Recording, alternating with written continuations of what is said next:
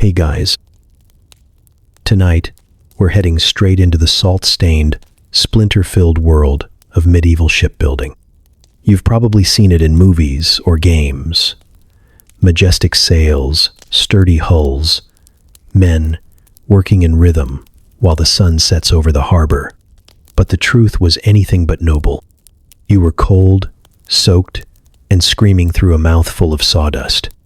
You worked 10 hours before lunch, then chewed on bread that could crack a tooth. If the ship leaked, they blamed you. If it didn't, they forgot your name. This wasn't adventure. It was injury, infection, and instructions screamed over the sound of your own bones grinding. This is the brutal, exhausting life of a medieval shipbuilder. And by the time it's over, you'll understand exactly why you wouldn't last a single day in the yard. So, before you get too cozy, take a second to like the video and subscribe. But only if you genuinely enjoy this strange little corner of quiet storytelling. And drop a comment with where you're listening from and what time it is for you. It's strangely comforting to know who else is drifting off with us around the world. Now get comfortable, let the day melt away, and we'll drift back together into the quiet corners of the past. Congratulations, you've just been hired. Against your will, it's 1,274. You're waking up on a lice-infested straw mat in a damp wooden hovel that leaks more than it shelters. The air smells like smoke, wet dog, and the distinct sourness of human sweat aged to perfection. There's no rooster to greet the dawn. He got eaten last week, during the fish famine. But the town bell clangs anyway, yanking your soul back into your cursed medieval body. You blink the sleep from your eyes and immediately regret it, because the sunlight trickling through the cracks in your wall is revealing the full glory of your living situation. Mold on the ceiling, rats on the floor, and your uncle asleep in your only pair of boots. You're in a coastal town, which sounds romantic until you realize that just means everything smells like dead fish and seaweed, and you're always cold. Salt air rusts every tool and pickles your skin, and the town's version of economic prosperity is not starving for 2 weeks in a row. You'd hoped maybe this would be the week you finally get picked for a stable job like goat herding or mud scraper, but no. The local bailiff, a man with teeth like mossy tombstones and all the charm of spoiled eel, shows up at your door just after sunrise with a scroll and a grim smile. Apparently, the town needs more shipbuilders. Not sailors, not captains. Just more people to lift heavy beams until they die of splinters or tetanus. You protest, but medieval logic is airtight. You're breathing, and your father once owned a hammer. That's more than enough to qualify. You're now part of the workforce, which means one thing. You belong to the yard now. Drafted, like a soldier, only instead of facing arrows, you're battling nails, tar, and complete disregard for human life. By mid-morning, you're being herded toward the docks with a handful of other unlucky souls. Some are boys barely 12. Others are grizzled veterans of manual labor whose hands look like tree bark and whose expressions scream, "I gave up before you were born." You walk past stalls hawking limp vegetables and buckets of questionable shellfish. The dock stretches ahead like a gallows in horizontal form, planks warped from rain and footsteps, and the ghosts of men who forgot to duck under swinging cargo. The shipyard looms at the edge of the bay, a cacophony of hammering, shouting, and wooden agony. It's not so much a place as a sensory attack. Everything reeks. Tar, smoke, seawater, urine, and the noise never stops. The sound of saws ripping through timber is accompanied by curses in several dialects, none of them pleasant. There's a fire pit where they boil pitch, and the smoke rising from it smells like someone set a swamp on fire and sprinkled it with regret. That's when you meet him, your new boss. He doesn't tell you his name. He just grunts and nods toward a stack of wood, like he expects you to lift it, using your underdeveloped peasant spine. He's the kind of man whose face looks carved from driftwood and whose body has the shape and flexibility of a walking barrel. He wears a tunic stiff with salt and grime, and every time he exhales, the air around him seems to get 10 degrees fishier. His beard could house a small mammal, and probably does. He smells like fermented cod and rage. This is your superior. His job is to yell at you until the ship floats, or you die trying. You pick up a beam as instructed, and immediately feel your entire skeletal structure issue a formal complaint. The wood is wet, heavy, and full of splinters that seem magnetically drawn to your flesh. Your boss doesn't care. He shouts something unintelligible, possibly encouragement, possibly a threat. Hard to say. You stumble toward a half-finished hull where another man with one eye and no fingers on his left hand gestures for you to drop the timber. You do, barely missing your own foot. No one thanks you. No one tells you what to do next. You're expected to watch and copy and pray you don't mess it up. You already messed it up. A nail's bent. A tool's missing. Someone's yelling again. There's sawdust in your nose, tar on your hands, and sweat dripping down your back, even though the wind is sharp enough to flay a sheep. You've been working for 15 minutes. It feels like 5 hours. You look up at the half-built ship towering above you, its skeleton rising against the gray sky, like a monument to human suffering. And you realize something with cold, aching clarity. You're going to die here. Welcome to the yard, the medieval shipyard, a glorious hive of productivity. If productivity means yelling, bleeding, and praying, the mask doesn't fall on your head. The place sprawls along the shoreline like a festering wound on the coast. Piles of lumber stacked like a beaver's nightmare, barrels of pitch bubbling ominously in the sun, and enough scattered iron tools to supply a small battlefield. Nothing is orderly. Everything is wet. Mud clings to every surface, and the air tastes like brine, tar smoke, and wood rot. It's a miracle ships ever get built here, let alone float. There's no fence, no gate, no sign announcing you've arrived. Just a shift in atmosphere. One moment you're on a muddy road dodging chickens. The next you're standing among towering hulls, skeletal and silent, like the ribs of sea beasts dragged from the deep and left to die in the open air. Crates creak, chains groan, and men curse rhythmically in sync with their hammer swings. It's less a job site and more a medieval orchestra, and every instrument is tuned to impending injury. The tools are everywhere, and mostly terrifying. Giant saws hang from pegs like the teeth of gods, blades notched from years of cutting through timber, and, occasionally, thumbs. Mallets the size of your head sit in damp piles beside wedges, chisels, and lengths of rope, stiff with old tar. There's no central supply area, just scattered chaos. If you need something, you borrow it, steal it, or scream until someone throws one at your face. Nothing's labeled, and everything's heavy enough to kill you if dropped from the right angle. Most of it is rusted, bent, or repaired with such medieval creativity that you're not sure if you're holding a clamp or a torture device. Then there's the sound. The shipyard never shuts up. It's a constant din of clanking iron, thudding wood, and voices raised to outmatch the rest. Somewhere, someone is always hammering. Somewhere else, someone is shouting about someone else's mistake. Dogs bark, seagulls screech, and you can hear the rhythmic chanting of workers hauling up rigging like they're summoning a demon from the hull. The noise isn't just loud. It gets into your bones. After an hour, you stop noticing the hammering. After a week, you hear it in your dreams. And the smells. Oh, the smells.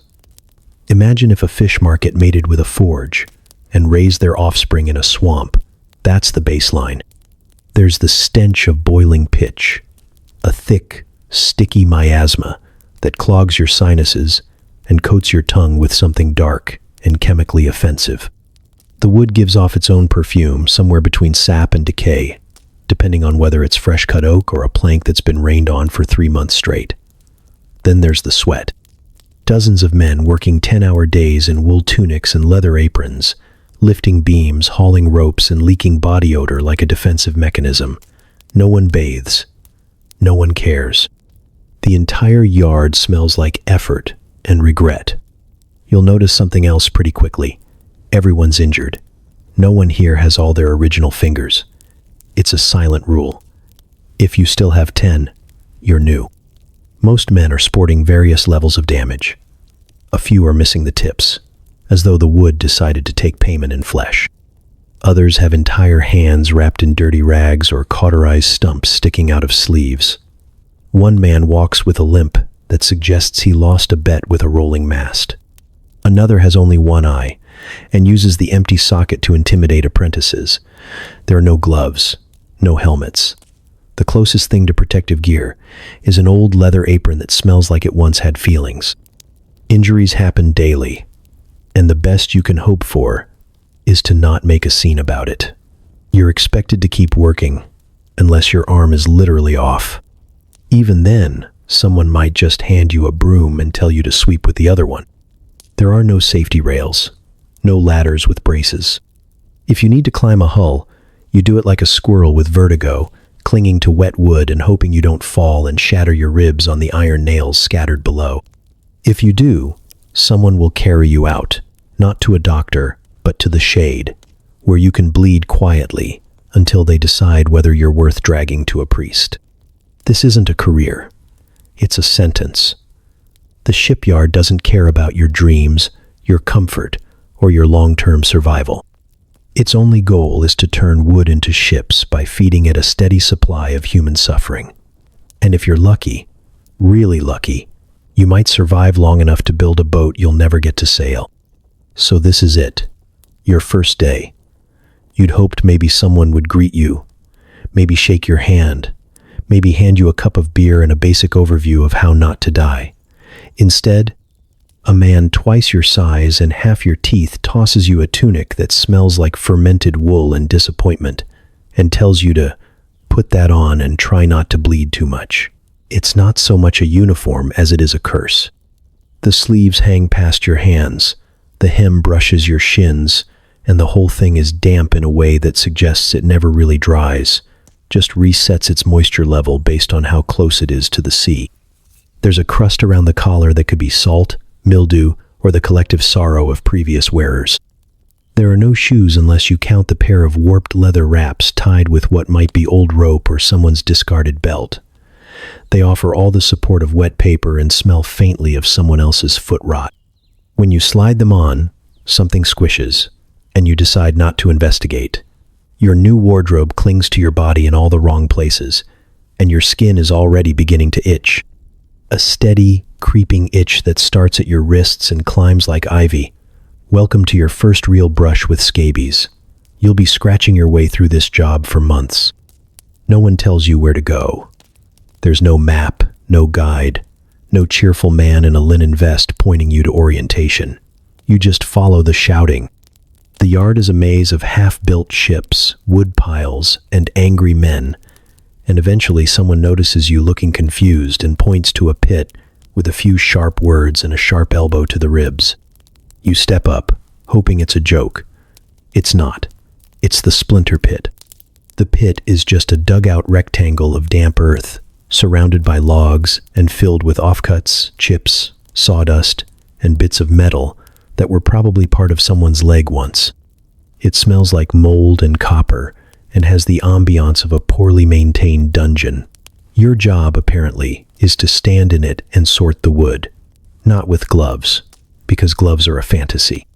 With your bare, underprepared hands, the first board you pick up rewards you with a splinter so deep it feels spiritual.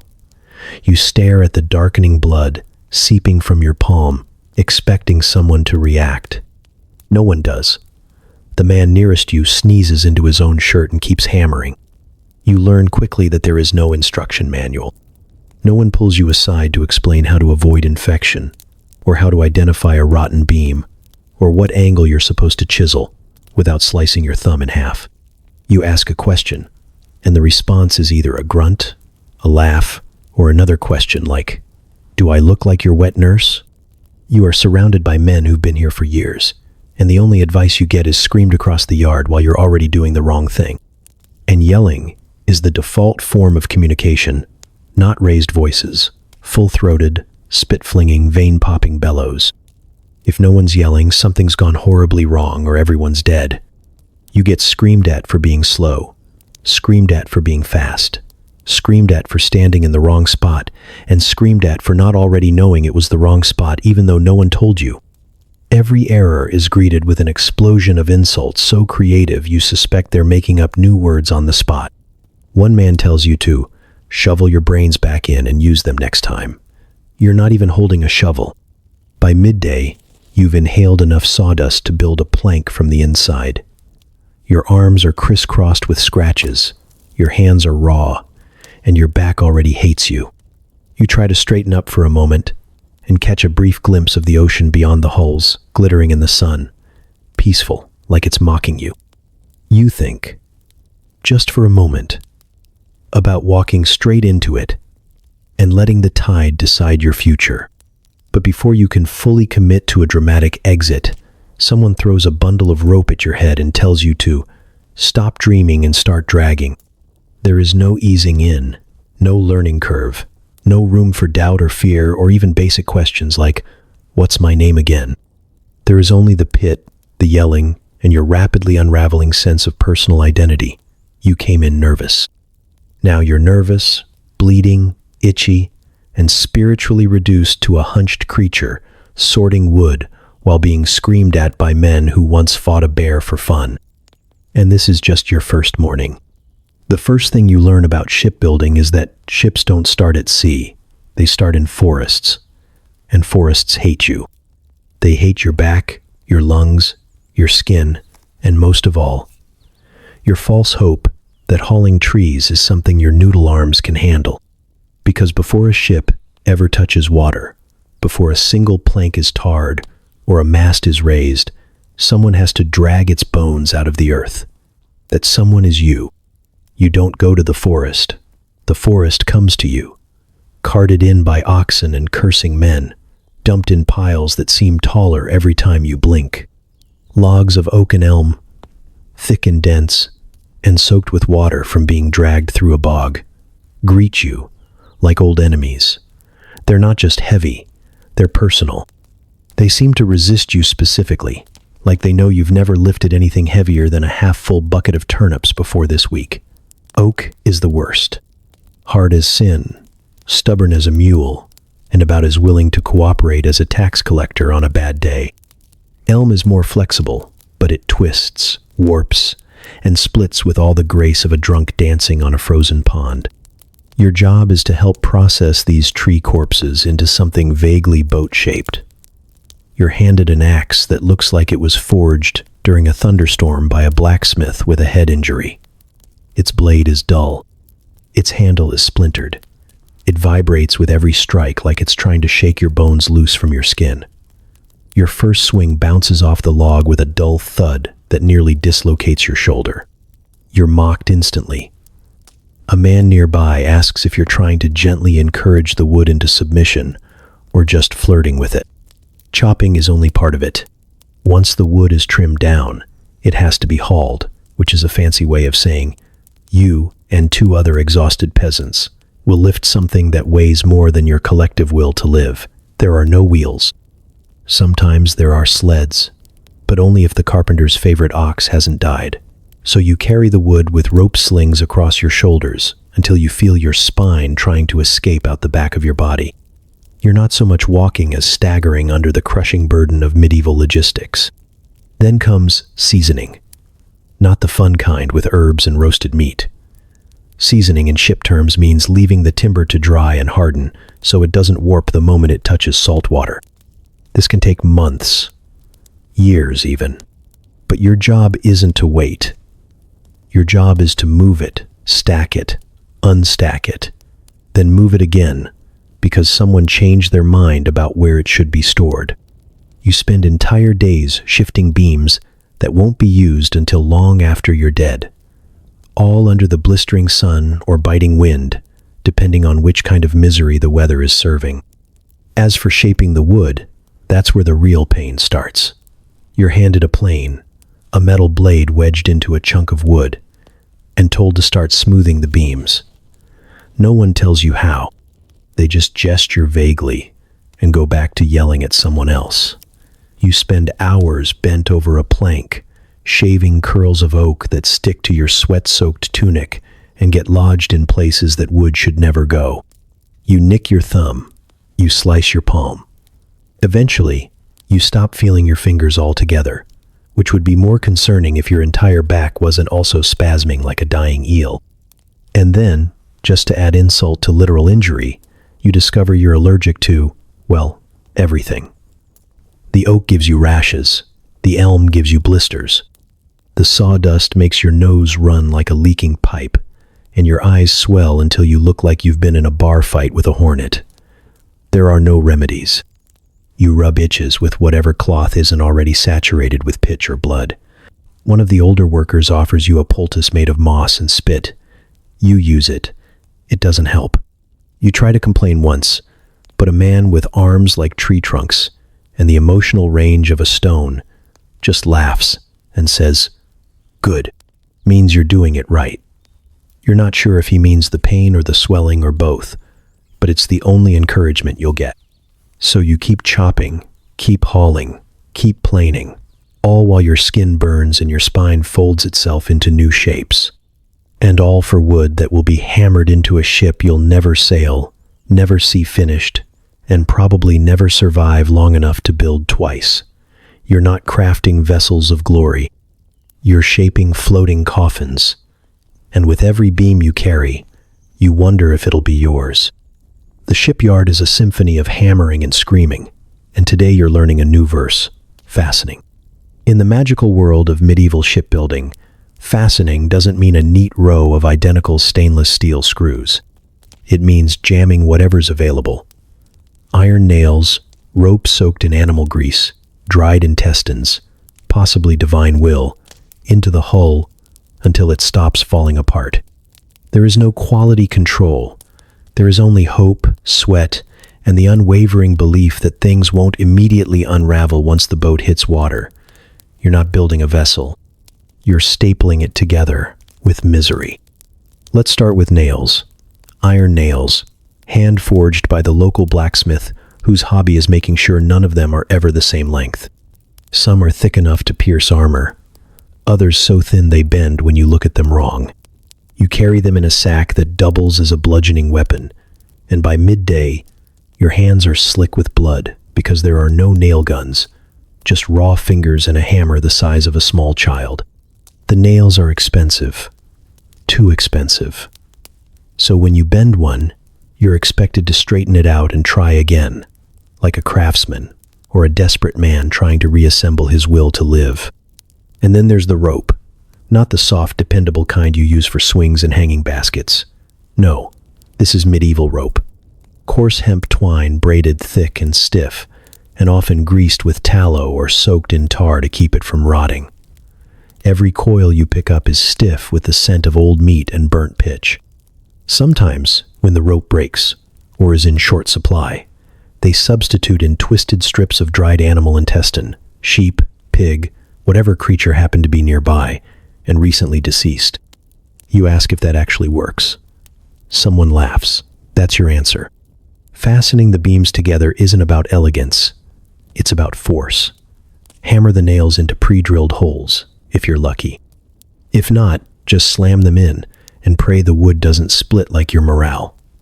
Some joints are tied together with soaked rope, then wedged and jammed so tight it makes your knuckles pop. You learn quickly that nothing is level, nothing is square, and every beam has a grudge against the one next to it. The more you try to line things up, the more they seem to twist just out of alignment, as if the wood itself knows you're new and wants to watch you suffer.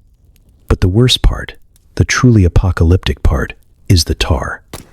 Molten pitch, black and bubbling, ladled from a cauldron that looks like it was stolen from a witch's hut. It sits over a roaring fire at the edge of the yard, surrounded by burnt planks and scorched footprints from people who got too close too fast. The pot hisses like it's alive, and the smell, oh, the smell, hits you in the soul.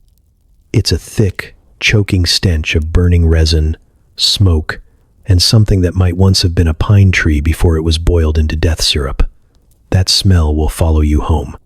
It will live in your clothes, your skin, your dreams. You could bathe in rose water and still stink like a bonfire built by demons. The pitch is brushed onto every seam, every joint, every bit of rope that needs waterproofing. You carry it in ladles, which are really just old metal cups attached to sticks, and try not to spill any because even a single drop on your hand feels like being kissed by the sun's angry cousin. Get it on your tunic, and it hardens into a black crust. Get it on your face, and someone will suggest you take up work as a gargoyle. Every day someone gets burned. Not badly enough to stop working, just enough to scream, bandage it with a filthy rag, and keep going. There's no sympathy, only the quiet understanding that everyone's already had their turn, and yours was overdue. If the pot tips, or someone stumbles near it, the result is what they politely call a yard funeral. A few mumbled prayers, a shallow hole, and a quiet mutter about how you should have watched your step. By the end of the day, your arms are streaked with pitch, your fingers are bruised from bent nails, and your lungs are lined with the scent of chemical fire. Your clothes hang stiff and sticky, your hair is matted, and every crevice of your body itches like you rolled in poison ivy and lit yourself on fire. You walk home not like a craftsman, but like a cursed chimney sweep, leaving a trail of blackened footprints behind you. And yet, when someone asks what you've been doing, you just say, ship work. Because saying, I'm seasoning my flesh in tetanus soup while the sky watches doesn't have the same ring.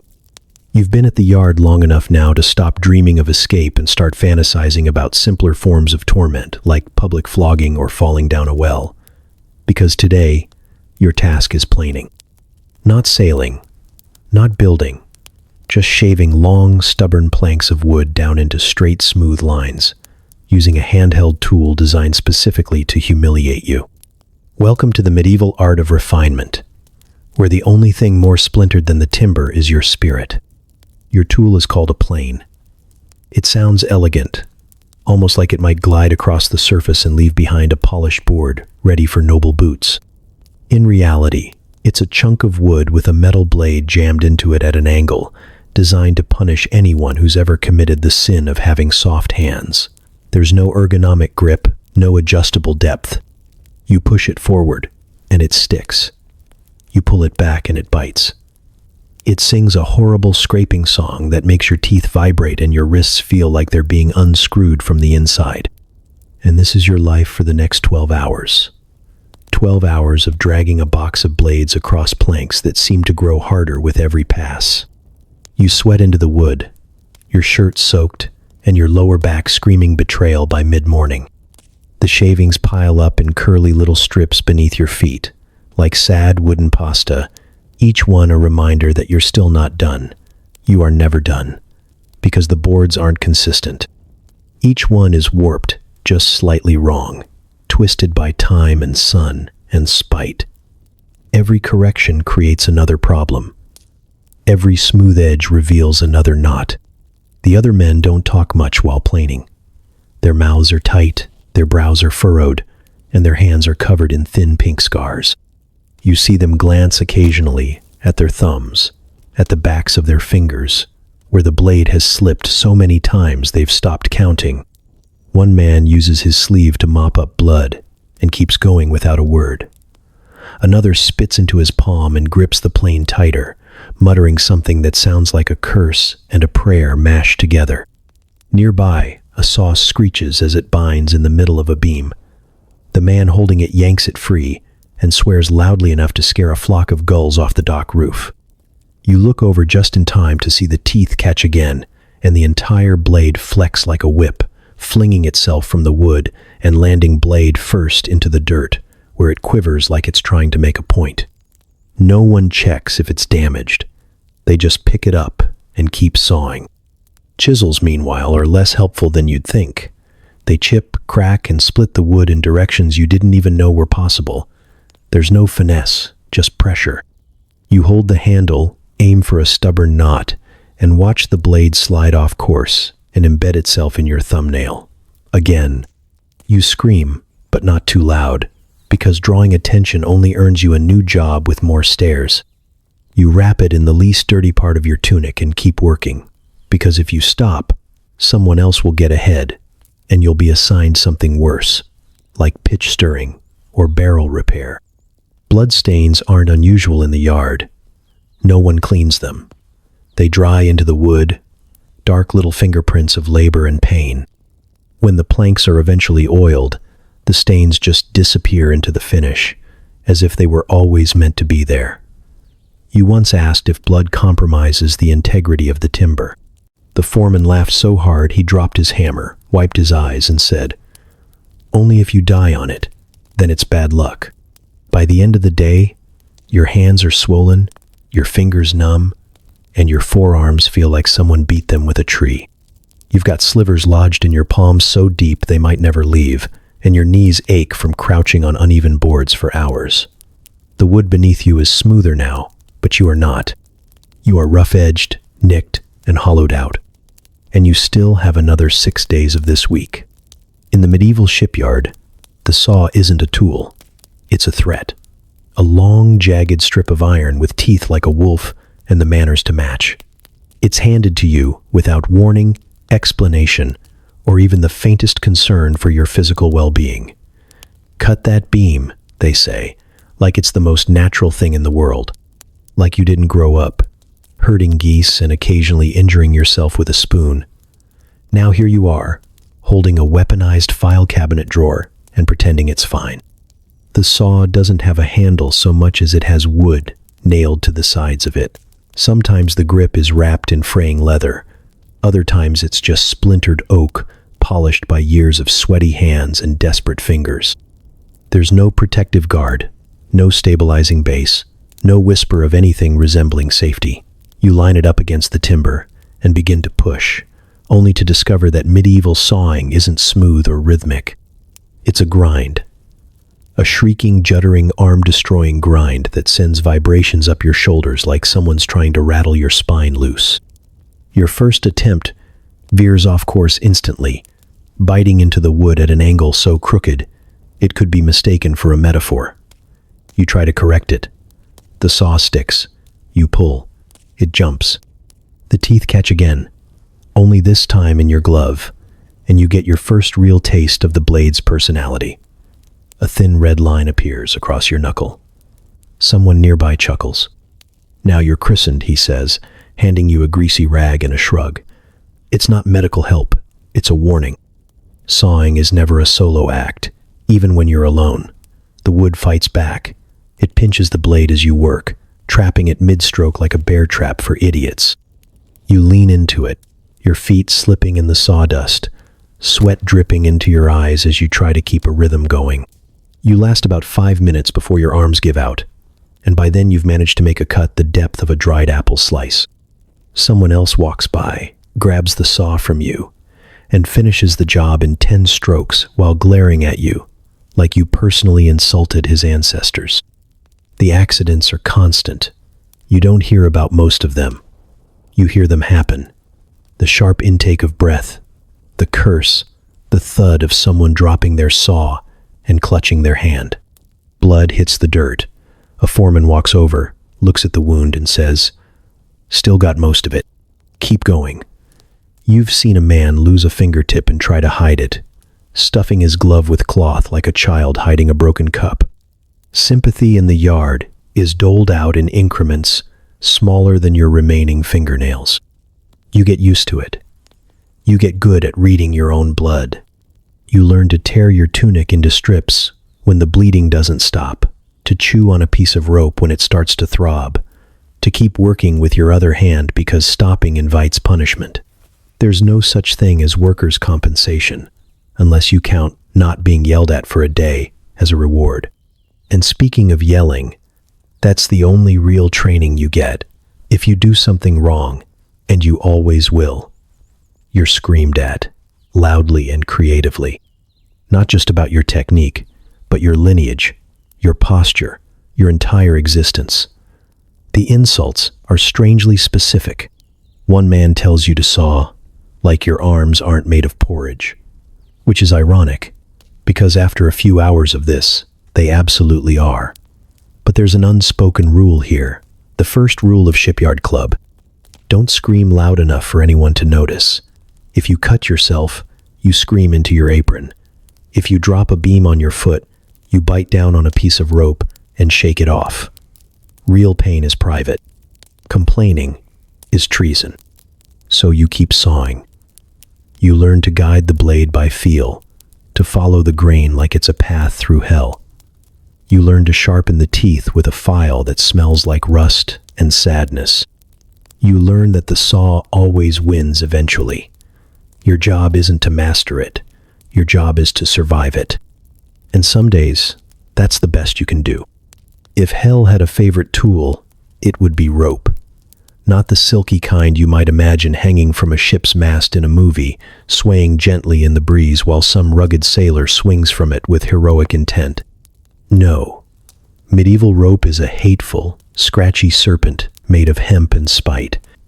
It's thick, coarse, and smells like something that was pulled from the bottom of a swamp and left to ferment in a horse stable. And lucky you, today you get to make some. Rope doesn't just appear. It begins as raw hemp, fibers that feel like angry straw soaked in resin and regret. You're handed a bundle of it, dried and brittle, and told to start twisting. That's it. That's the instruction.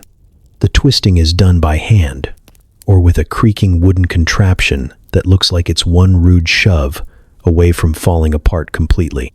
The process involves securing one end of the fibers to a rotating hook, walking backward while twisting them into tight strands, and desperately trying not to let the entire thing unwind itself like the world's most painful slinky. There's no rhythm to it, no satisfying click or mechanical support. Just you, your raw fingers, and the constant battle against physics. The hemp fights back. It catches in your skin, snags under your nails, and leaves behind a dusty residue that turns your hands the color of dried vomit. Within an hour, your palms are striped with burns, your fingertips are cracked open like old leather, and you've started to hallucinate the idea that this might get easier. It doesn't. The twisting never ends. Each length of rope requires 3 strands, each strand made of smaller twisted fibers, and each fiber wants to escape like it's being held hostage. You'll twist a foot, lose tension, and watch the entire thing explode into a frayed mess. When that happens, someone will tell you to start over in a tone that suggests this failure has become a personal embarrassment for them. Your mistakes are everyone's problem. As the day drags on, you stop feeling individual blisters and start feeling a general all-consuming hand throb. You're no longer sure what pain belongs to what wound. You try switching hands, gripping differently, even pacing slower, but it all ends the same, with the hemp eating into your skin like tiny knives. You envy the rats in the corner of the rope tower. At least they seem to be comfortable. Ah, yes, the rope tower. A tall, narrow building filled with dust, creaking boards, and enough shadows to lose a child in. It's where the longer ropes are spun. Dozens of feet of hemp coiled in long rows that stretch across the floor like tripwires for the damned. The tower reeks of mold, rat urine, and old sweat. You can hear scurrying in the walls, and every so often you catch a flash of beady eyes watching you from a knothole, judging your technique. You name one of them, Edgar. He's better at rope making than you. Sometimes, the rats fall from the rafters. That's just part of the experience. You're told not to panic unless one bites you, in which case you'll need to see old Marjorie about a poultice that smells like death and feels like being slapped with wet moss. Most of the time, they just run across your boots or gnaw on loose scraps. Occasionally, they chew through finished coils, meaning you get to remake 40 feet of rope because a rodent had a snack. You'd think the finished product would feel like an accomplishment. It doesn't. The rope is never perfect. There are kinks, lumps, soft spots, and segments so rough they could be used as punishment devices.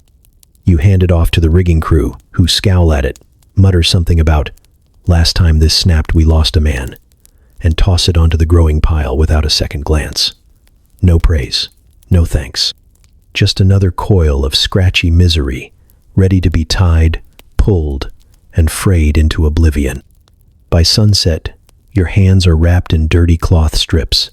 Your back is a twisted question mark, and your arms feel like you spent the day wrestling a sandpaper golem. You dream of smooth surfaces, of anything really, that isn't made of hemp. But all you have is the itch in your skin, the sting in your palms, and the looming truth that tomorrow you'll do it all again. And Edgar will still be watching.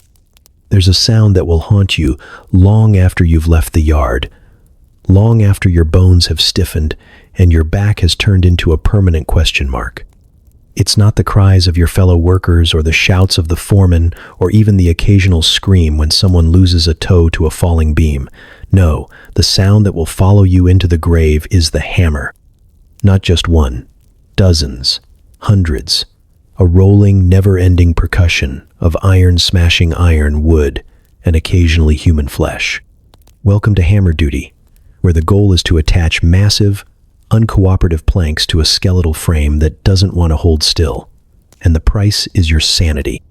The hammer itself looks innocent enough, until you pick it up.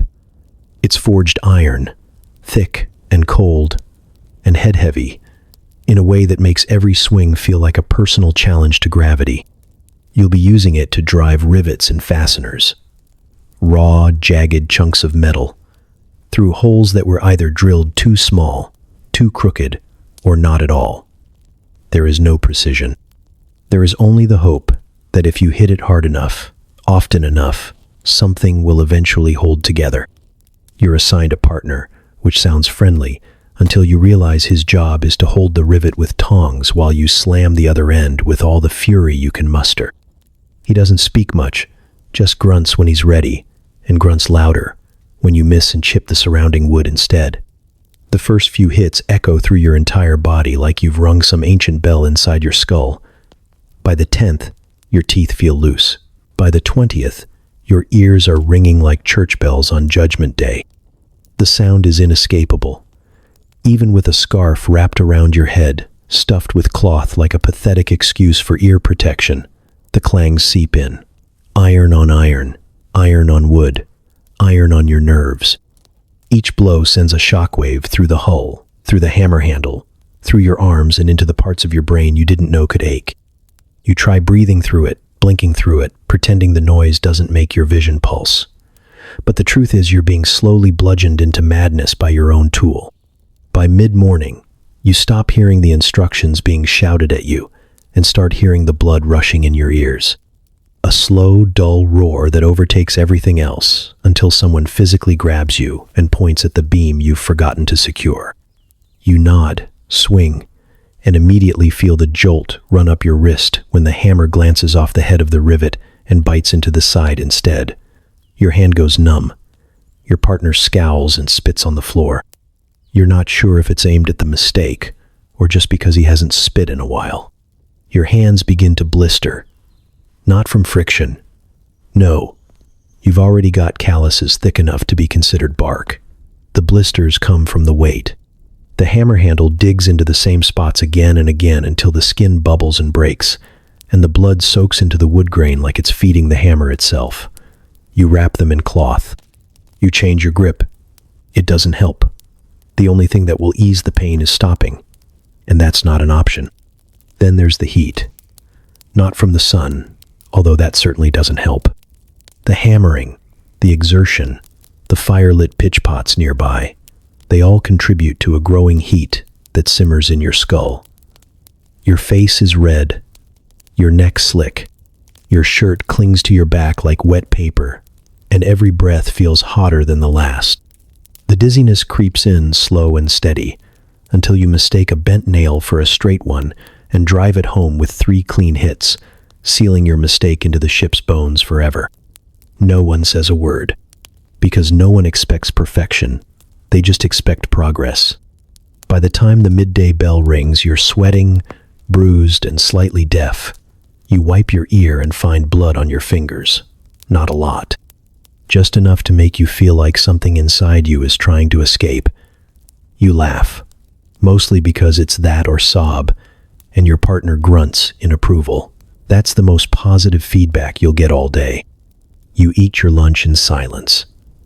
Not because you're tired of talking, but because your skull is still echoing with every blow, every clang, every vibration that's fused itself into your very bones. And when you return to the hull, the hammer is waiting. It always is. You learn early that the shipyard runs on crews, not teams, crews. Teams imply camaraderie, shared goals, maybe a pat on the back after a hard day. Crews in the shipyard are survival packs.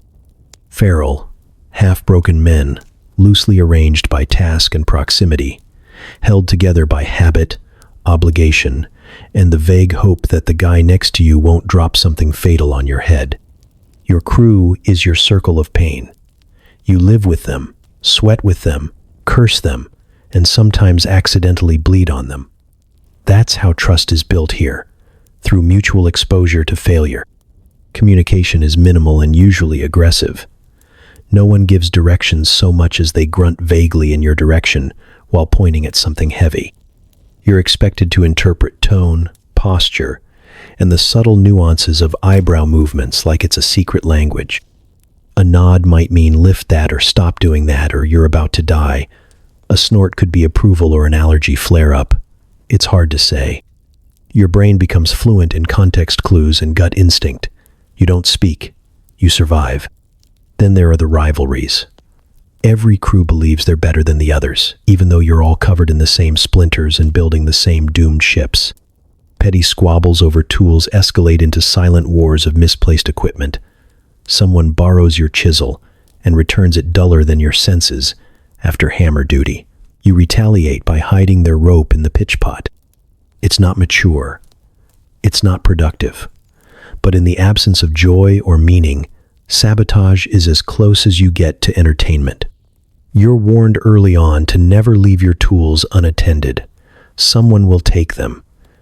Maybe to use, maybe just to have one more thing than you. There's no justice, only opportunity.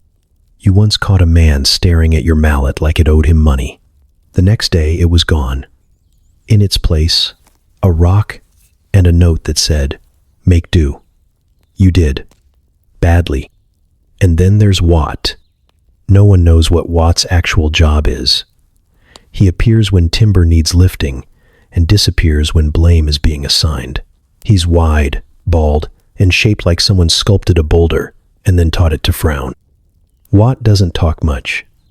He just stares at you like he's trying to decide if your bones would make good scaffolding. He once drove a spike through a beam in 3 hits and didn't blink when it shattered and flew back at his face. You try not to make eye contact. But today, you're paired with him. It starts normal enough. If lifting tree trunks with frayed rope and the looming threat of hernias can be called normal. You're on either side of a large beam, maneuvering it toward a scaffold. There's a rhythm to it, a heavy, miserable dance. One step, brace, lift. Another step, slide. But Watt's not saying anything, not grunting, not nodding, just staring. Then it happens. You lose your grip for a moment, just enough for the beam to tilt. Watt jerks, either from surprise or contempt, and in a single motion, lets go entirely. The beam lurches sideways and slams down inches from your foot. Had you been slower, your leg would have snapped like dry kindling. You stumble back, wheezing, heart pounding, every muscle in your body locking up from the adrenaline. Watt shrugs. No apology, no explanation. Just a slow blink and a return to his previous post, where he resumes sharpening a chisel like he's filing his emotions down to nothing. You're left there, one breath away from mangled, staring at the beam and wondering if it was a mistake or a message. Later, someone tells you, Watt doesn't like competition. You didn't know you were competing. From then on, you don't turn your back on Watt. You don't ask him for help. You don't even stand too close. Your crew is still your crew, but one of them might also be your future cause of death. And that's just part of the job. By sunset, your back is fried, your arms barely respond to commands, and your boots are soaked with something that might be blood or pitch or both. The ship is a little closer to finished, but you're a little closer to broken. And as you limp home, you glance back at the yard and see Watt watching you from a pile of timber, chewing on a piece of bark like it owes him answers. Tomorrow, you work together again. They don't tell you how important the keel is. They just point at a massive tree trunk lying across the yard and say, "That's the spine, don't screw it up." It doesn't look like a spine. It looks like something that fell from the sky to remind humans they are small and crushable. It's the first piece of the ship, the bottommost timber, the thing everything else will be nailed, pegged, tied, or screamed into. If the keel is wrong, the whole ship is wrong. And if the ship is wrong, it sinks. And if it sinks, someone dies. Probably you, if they let you sail on it as punishment for whatever mistake you made 3 months ago. The timber itself is thick, rough, and old, in a way that makes your back hurt just looking at it. Oak. Because only the strongest wood gets the honor of ruining your entire day. It takes 6 men to move it, none of whom seem pleased to be near it. You're one of them. You're on the end with the knot, which means your hands slip constantly and the bark cuts your palms open like it's mad at you for being alive. When you finally drop it onto the supports, it lands with a thud that shakes the dust from the rafters and dislodges something that was probably a bird, probably dead. Now comes the measuring, or, as it's known here, guessing with confidence. Someone has a stick they call a measuring rod. It's not marked. It's not even straight. But apparently it's sacred because it's what the last ship used, and that one only leaked a little. You line up the keel timber with a chalk line drawn on the yard floor, which has since been smudged by 12 boots and a dog. You're told to make it true. You have no idea what that means, but you nod like you do and start trimming one end with an axe that hates precision. Chips fly, sweat pours. Every notch, every bevel has to match a plan you've never seen and wouldn't understand if you had. The foreman walks by, squints at your progress, and grunts. You can't tell if it's approval or a sign you should dig your own grave. You double-check the angle, then triple-check, then get told you've been using the wrong end of the measuring stick for the last hour. Start over. You shave, scrape, and sand the timber until your arms feel like boiled noodles and your fingers no longer bend correctly. The sun creeps higher. Your frustration boils. You can feel the keel mocking you, sitting there smug and solid, waiting for you to mess up again. You nick a corner too deep, try to patch it with a wedge of wood, and immediately get caught. The senior carpenter calls it a coward's patch and makes you cut off the whole end and start again. You begin to wonder if the tree you're working on was cursed, or if maybe you are. At one point, someone drops a mallet on the timber, and a crack echoes down the length of it. Everyone freezes. You wait for the foreman to scream. Instead, he presses his ear to the wood, listens, shrugs, and says, "Still holds together better than half the men in this yard." You're not sure whether to feel reassured or insulted. You don't get lunch. Not really. You get a hunk of bread, half tarred from your own hands, and 5 minutes to chew while sitting on the very timber that's slowly breaking your will. The bread tastes like regret. The air tastes like dust. You stare at the half-shaped keel and realize that, in all likelihood, someone else will finish it. Someone older, stronger, or just less prone to measuring mistakes. You're not building a ship. You're building humility. By evening, the timber is close. Not perfect. Never perfect. But close enough that the others nod and grunt in a way that doesn't suggest murder. Your hands are blistered. Your arms don't feel like they belong to you anymore. But the keel is shaped, laid out, and ready to anchor the next 2 months of ship-related misery. It weighs more than your future, and you still have to lift it into place. You've moved on to planking, which sounds harmless until you realize it involves steam, fire, and wood that behaves like it was raised in a violent home. These aren't dainty decorative boards. These are massive, waterlogged slabs of hardwood that need to be bent into the elegant, curved lines of a ship's hull. The only problem is, wood doesn't like being bent. It likes snapping. And when it does, it doesn't just crack. It explodes. Violently, dramatically, usually in your direction. The process begins with the steam box, a long wooden coffin of sorts, sealed with rope and regret, with a fire raging underneath and a pot of water boiling like it's angry about something. There are no gauges, no knobs, no carefully calculated temperature readings. You know the wood is ready when it starts hissing, or the box starts leaking hot water onto your boots. That's your thermometer. Instinct, pain, and trial by fire.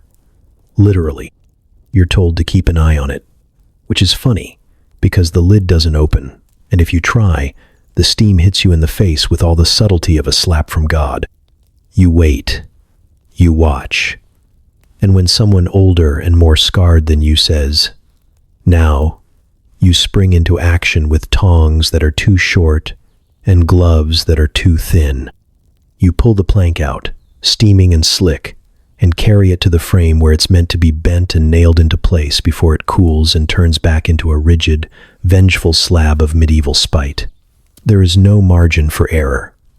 There is only speed, muscle, and the knowledge that this entire task was probably invented to punish optimism. The bending process involves brute force and blind hope.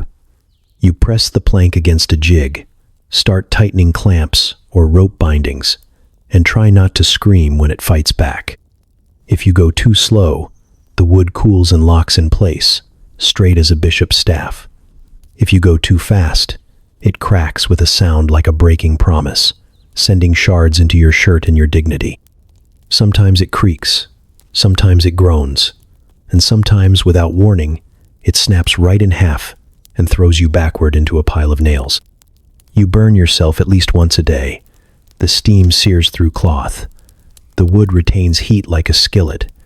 You don't even notice it until the skin on your forearm starts to blister, or someone says, "You're smoking." You wrap the burn in whatever's nearby, usually a rag that used to be white before it met the pitch pot, and keep going. No one stops. No one offers help. They've all been burned before. Pain is part of the job, like splinters or bad dreams. The worst part is when the wood doesn't break or burn you. It just refuses. Some boards simply will not bend the way they're supposed to. You check the grain. You check the length. You re-steam it. You ask an older carpenter what's wrong, and he shrugs and says, "Sometimes it's just a bastard." That's it. No solution. Just acknowledgement that you've met a piece of timber with more willpower than you. After hours of wrestling with it, you eventually give up and hammer it in anyway, slightly crooked, gaps filled with tar and curses. That's when you learn the most sacred phrase in the shipyard. Good enough. The plank's not perfect? Good enough. The gap between ribs is too wide? Good enough. The edge splintered when you nailed it? Good enough. Perfection is a fantasy, and precision is for nobles and dead men. If it floats, it's a ship. If it leaks, that's someone else's problem. Probably yours. But future you doesn't get a vote. By day's end, your arms are rubber, your shirt is soaked through, and you've got blisters on your blisters. The yard smells like steam, smoke, and singed body hair. You've gone deaf in one ear from a board snapping next to your head, and your only accomplishment is 6 slightly warped planks that mostly line up with each other if you squint. You limp home feeling like you've wrestled a hot, angry tree, because you have. And tomorrow, you'll do it again. Good enough. At some point, the ship starts to look like a ship, from a distance at least. Up close, it's a jagged, half-finished carcass of mismatched planks and oozing seams, a Frankenstein of wood that creaks even before it touches water. And that's where you come in. Because ships are not born watertight. They must be caulked, sealed, stuffed, smeared, and slathered until they stop acting like sieves. It is an art form, apparently. One that involves tar, oakum, and the slow erosion of your will to live. Your new tools are a mallet, a blunt iron chisel called a caulking iron, and a ball of oakum that looks like a clump of dirty hair pulled from the drain of a tavern bathtub. It's made of shredded hemp, or flax, or old rope soaked in oil and good intentions, and it's your job to pound it into the seams between planks until they stop weeping sea. If this sounds simple, congratulations, you've never done it. First, you heat the tar. Again, always with the fire, and the boiling black liquid, and the creeping sense of dread. The pitch pot bubbles like it's summoning something, thick and slow and hot enough to blister your skin if you so much as look at it wrong. The smell hits you instantly. Heavy, sharp, bitter, like burned trees, scorched hair, and every poor life decision you've ever made mixed into one fragrant slap. You'll never smell anything else again. Not really. You could bury your nose in a bouquet of fresh roses and still catch a faint whiff of tar lurking in the background like guilt. You begin by jamming the oakum into the seams with the iron, beating it in with the mallet like you're trying to force the ship to confess something. Each seam is long, splintered, and resistant. The wood pushes back. The fibers snag and shred. Your wrists ache by the second line. Your shoulders revolt by the third. You hunch like a troll and keep pounding, fingers numb, knuckles raw, until your arms feel like they're made of wet rope. Every so often, the foreman comes by, sticks a finger into your work and says, "Too loose," or "Too tight," or "Try again," which is code for redo it all before lunch, or I'll assign you to rat, catching duty in the rope tower. You nod and start over, hands sticky, head spinning from the fumes. Because that's the real problem. Tar doesn't just burn your skin. It climbs into your lungs. You're supposed to heat it just enough to smear over the oakum and seal the gap, but the pot is always too hot or too cold or just boiling with contempt. One drop on your arm and you're branded. One whiff too deep and your nose starts bleeding for reasons you pretend to understand. You find yourself zoning out mid-swing, staring into the molten black pool and wondering what it would feel like to just fall in. You're sweating from the fire, shivering from the wind. Every inch of your body smells like burnt wood and regret. You haven't stopped breathing smoke since sunrise. The other workers say things like, "You get used to it," while blowing tar-colored snot into their sleeves. Some chew bits of pitch like tobacco. One guy swears it clears the lungs. That same guy also once tried to cauterize a splinter with a hot nail, so you take his advice with a generous serving of fear. By midday, you've become a human sponge, soaked in heat, sweat, and enough sticky residue to permanently adhere yourself to any surface. Your hair clumps together. Your tunic stiffens as it cools. You scratch your face and realize your fingers are now fused to your cheek by a thin, resilient layer of dried pitch. You peel them apart slowly, trying not to scream. You no longer care if the caulking is perfect. You just want it to hold water, or not let in rats, or at least not collapse mid-voyage with you still inside. You mutter, "Good enough," under your breath like a prayer, like a curse, like the last words of a man about to be crushed by his own handiwork. And then you move to the next seam. You pound, you smear, you choke on smoke. And when the sun finally starts to sink, and your arms no longer lift without protest, and your boots are half glued to the hull, someone hands you another ball of oakum and says, "You missed a section." So you go back. You beat it in. You smear it over. And the tar welcomes you home. There are days when you think maybe you've turned a corner. The hull is sealed. The planks are mostly in place, and no one's actively screaming at you. And then someone says, "Time to raise the mast." And the illusion shatters. Because you're not finished. You're nowhere close. The mast is still lying flat across the yard like some sleeping beast, massive and unforgiving, daring anyone to try and stand it up without dying. The mast is not a pole. It's a tree. A full-grown, ancient, vengeful tree that's been stripped of bark and dignity, but none of its weight. It's longer than anything you've worked with, thicker than any beam you've hauled, and heavier than your accumulated trauma. It's supposed to rise from the belly of the ship and stretch proudly into the sky, but right now it's just taunting you from the ground. Your job is to make it vertical without becoming horizontal yourself. There's no crane, no pulley system that doesn't look like it was made from leftover rope and wishful thinking. There are levers, sure, long timbers you wedge beneath the mast like you're trying to flip a dragon. But most of the lifting comes from you and a dozen other doomed souls groaning in rhythm, feet slipping in mud, arms wrapped in rope, bodies trembling like pulled taffy. It's not teamwork, it's synchronized despair. You push, you lift, you grunt. Someone yells something about tension and balance, but it's hard to hear over the sound of your shoulder dislocating spiritually. The mast groans. It tilts. It rises a little, then a little more. Your back screams. You dig in. You pull harder. And then it falls. Not gracefully. Not in slow motion. It drops like a divine punishment, crashing sideways off the frame and slamming into the ground with a crack that echoes across the shipyard. And Dave, poor Dave, whose job was to guide the base with a stick and blind optimism, is in the way. You don't see him until it's too late. You hear the crunch. You see the dust rise, then silence. You rush over. Dave's alive, technically. Conscious, barely. Speaking in vowels only.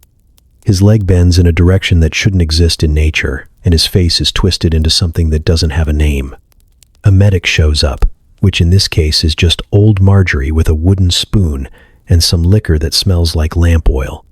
She pours it into his mouth, wraps his leg in something that used to be a shirt, and tells you to get back to work. Because the mast still isn't up. So you try again. This time with more men, more ropes, more shouting. Someone adds a system of wedges that don't inspire confidence. You lift, brace, heave, and pray. Sometimes all at once. Your hands blister. Your knees shake. Your ribs creak. But slowly, miraculously, the mast begins to rise. Inch by inch, foot by foot, until it's standing tall and quivering like a drunk on stilts. Ropes are lashed. Supports are hammered in. It stays. You don't celebrate. You just collapse in a heap and stare up at it, already dreading the next part. Because now you have to climb it. Every day. To adjust the rigging, inspect the lines, raise the sails, tighten a knot, or just get yelled at from a greater height. The rope ladder is barely a suggestion of safety, and the wind up there wants to throw you into the ocean for fun. The mast sways, you sway, the ship creaks, your stomach churns. The height is enough to make you rethink every decision that led to this job, including but not limited to being born. The worst part is that the mast feels alive. It vibrates with every breeze, every footstep, every curse muttered under your breath. You grip it tight, legs wrapped around it, like a koala hugging a lightning rod, and climb, because there is no other option, no harness, no safety net. Just wood, wind, and the ever-present threat of falling headfirst into legend as that one idiot who slipped. By the time you touch the deck again, your arms are jelly, your legs barely function, and your hands are stained with splinters and tar. You look up at the mast, towering above, and feel no pride, only exhaustion, and the sinking realization that you'll be back up there tomorrow. Dave, meanwhile, is still lying under a tarp. The rudder is supposed to be the brain of the ship, the thing that lets it turn, steer, glide through water like something built by men, and not just a heavy coffin pushed around by wind and fear. Which is funny because the way you build it in the shipyard looks less like precision craftsmanship and more like three people arguing over a log while someone else hits it with an axe. You were told the rudder is important. You were not told how to make one. That's tradition. It starts with a plank, a big one, flattish. Kind of. You're meant to shape it into something broad and sturdy, like the tail of a fish or a paddle for a god. What you have is a chunk of wood that splinters when you look at it too hard and weighs just enough to break your foot if you're not careful. You ask the foreman if there's a plan. He points at an older ship, half sunk in the harbor, and says, "Like that, but less bad." So you guess. You mark it with chalk. The line isn't straight, but you follow it anyway because the chalk snapped halfway through and you didn't want to start over. You cut with a saw that wants to veer left for reasons known only to it. The blade binds, the wood splits, the edge crumbles. You try again. This time, it's better. Not good. Just less insulting. The tiller, the part that connects to the rudder and lets the helmsman steer, is even more fun. It's supposed to be mounted at just the right height and angle.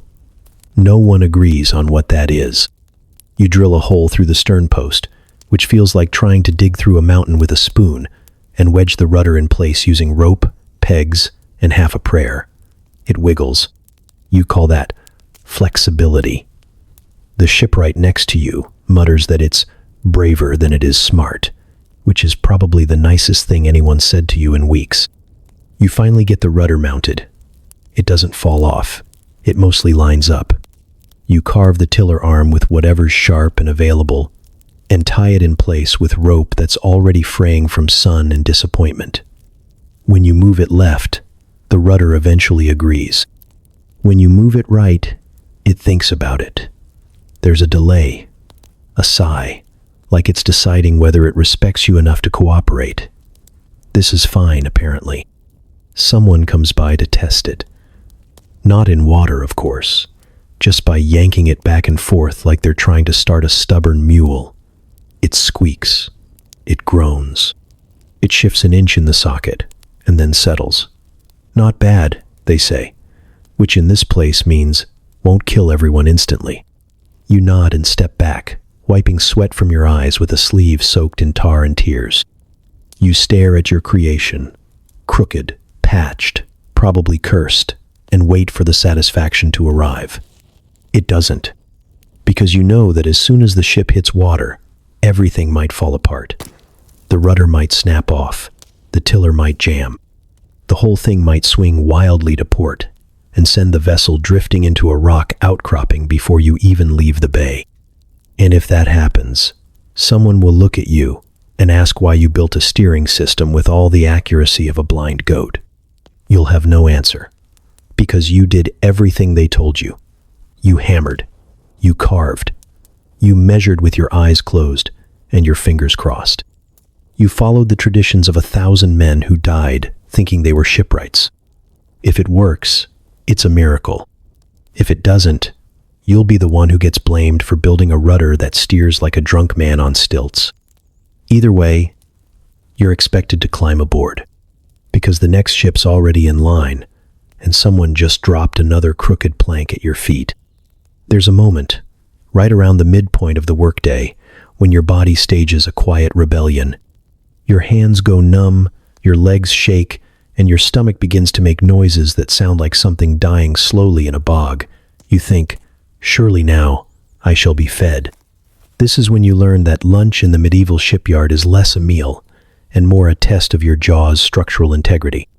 Someone throws you a hunk of bread. It's round, dense, and weighs more than a hammer. You don't bite into it so much as negotiate with it. The crust is harder than the tools you use. It could serve equally well as ballast or a blunt weapon in a tavern brawl. If bread is supposed to be comforting, this is the exception. This is the kind of bread that's seen things. The kind that was probably baked once, months ago, and has since been passed around like a bad idea until it finally landed in your filthy, shaking hands. You manage to break a piece off only after slamming it against the side of the ship. It splinters like dry wood. The interior is only slightly softer, more chewy gravel than bread, with notes of sawdust and despair. There's cheese, too, if you're lucky. It's the kind that smells like it once lived a full life. A square of yellowed curds spotted with green and gray patches that might be herbs but are almost definitely mold. You sniff it. You hesitate. Then you eat it. Because this is what you have, and your body's screaming for fuel, and the last man who skipped a meal passed out while holding the pitch ladle and had to be dragged off smoking. Then there's the beer. It comes in a wooden cup you're meant to reuse until either the ship is finished or the cup dissolves in your hands. It's warm, always warm, and flat, and vaguely sour, with bits of something floating in it that might be yeast or bugs or both. Still, it's safer than water. You know because you once drank from the well and spent 3 days laying in the sawdust, hallucinating a conversation with the ship's rudder. You down the beer like it might fix you. It doesn't, but it softens the bread enough to chew, and that feels like a small miracle. You gnaw and sip and sit on a plank that smells like blood and tar, surrounded by men who look half dead and entirely uninterested in discussing anything but the next task. No one chats, no one smiles. It's not a break, so much as a temporary ceasefire. There's no time to rest. Once you've eaten, you're expected to stand up and get back to it. If you linger, the foreman will find you. His version of encouragement involves shouting things like, "The ship won't build itself," and "We're not paying you to chew. You're not being paid at all." But that's not really the point. You learn quickly that time spent sitting is time that someone else will use to get ahead. And in this place, being behind means being punished. Your stomach still feels empty, but it no longer growls. That counts as nourishment. You wipe your hands on your tunic, which is already covered in a slurry of tar, pitch, and something that might be rat fur. Then you pick up your hammer, or saw, or chisel, and go back to work. You think about the bread in your pocket, the chunk you saved for later. It's already hardened into something that could deflect arrows. You'll eat it anyway, because otherwise, you'll collapse. And collapsing gets you one of two things: trampled or replaced. There are always more bodies waiting at the edge of the yard, fresher, hungrier, more desperate. You chew faster. By the end of the day, your mouth aches from the effort. Your teeth feel loose. Your throat is raw from dry crust, and you haven't had a full glass of clean water in weeks. But you're still standing, barely. And that's enough to earn you another helping of stone bread and bug beer tomorrow. By now, your hands look like they've been borrowed from an ancient tree and reattached with spite. Blisters have blisters. Your back crackles like a fireplace every time you bend. And through it all, you think, at least I'm getting paid, which is adorable. Because today is wage day. If your foreman remembers, if the steward is sober, and if the moon hasn't insulted the sky in some old superstition, that means no coins shall leave the chest this week. You line up like a good little worker, reeking of pitch and failure, and stand shoulder to shoulder with a dozen other exhausted men, all of you blinking against the sun like stunned cattle, waiting for a payout that's never what it should be. The steward arrives holding a ledger thicker than your thigh and a bag of coins that rattles like a cruel joke. He opens the book, squints at a page, then looks up like he's trying to remember who you are and whether or not you're actually supposed to be here. You tell him your name. He frowns, flips a page, runs a finger down a list with so many crossouts it looks like a battlefield. Finally, he nods and pulls a coin from the bag. A single coin. You blink. This is for a week. 6 days of splinters, smashed fingers, inhaled tar, rat sightings, and one near-death encounter with a falling beam that now lives in your dreams. You hold the coin between 2 dirty fingers and realize it's smaller than your thumbnail and thinner than your patience. It's bent. You're not even sure if it's real silver or just a flattened button from some noble's coat that got mixed in by mistake. You raise an eyebrow. The steward shrugs and says, "Market's tight," as if that explains why your labor is apparently worth less than a half-dead chicken. Some days, you don't even get coin. Some days, it's onions, or stale bread, or a jug of beer that smells like wet dog. Payment depends on what the Lord's granary feels like giving up that week. You once received a pair of socks with holes already pre-installed and were told they were imported. Another time, someone was handed a single goose feather and a nod. No explanation, just the feather. But even this absurd trickle of wages doesn't reach your hands untouched. Your boss, your charming, eternally fish-scented overseer, deducts for everything. Tools, not free. Broke a saw while sawing the very timber he told you to cut? That's coming out of your wage. Rope snapped while hauling? That's your fault. Someone stole your mallet? That's on you for not sleeping with it chained to your leg. You are somehow perpetually in debt for things you didn't own, didn't break, and didn't choose. And every week, the math works out to exactly enough to keep you fed, but never enough to leave. You try to ask questions. That's cute. The steward doesn't answer questions. He just points at the ledger and says, "That's what it says." As if the book were written by divine hand and not some barely literate cousin of a cousin who got the job because he once stood near a monk. You could argue. You could demand fairness. You could, hypothetically, throw the tiny bent coin into the mud and walk away. But you don't. Because even if it's not enough, it's still something. Enough to trade for a little bread, maybe a scrap of meat. Enough to buy a new bit of cloth to wrap your bleeding fingers. Enough to keep going. Just barely. Because the truth is, they don't have to pay you much when they've already taken everything else. You tuck the coin away like it might multiply in your pocket, say thank you through clenched teeth, and shuffle off before someone remembers a new task that needs doing. You hear the next man in line being offered 3 onions and a crust of cheese. He accepts without hesitation.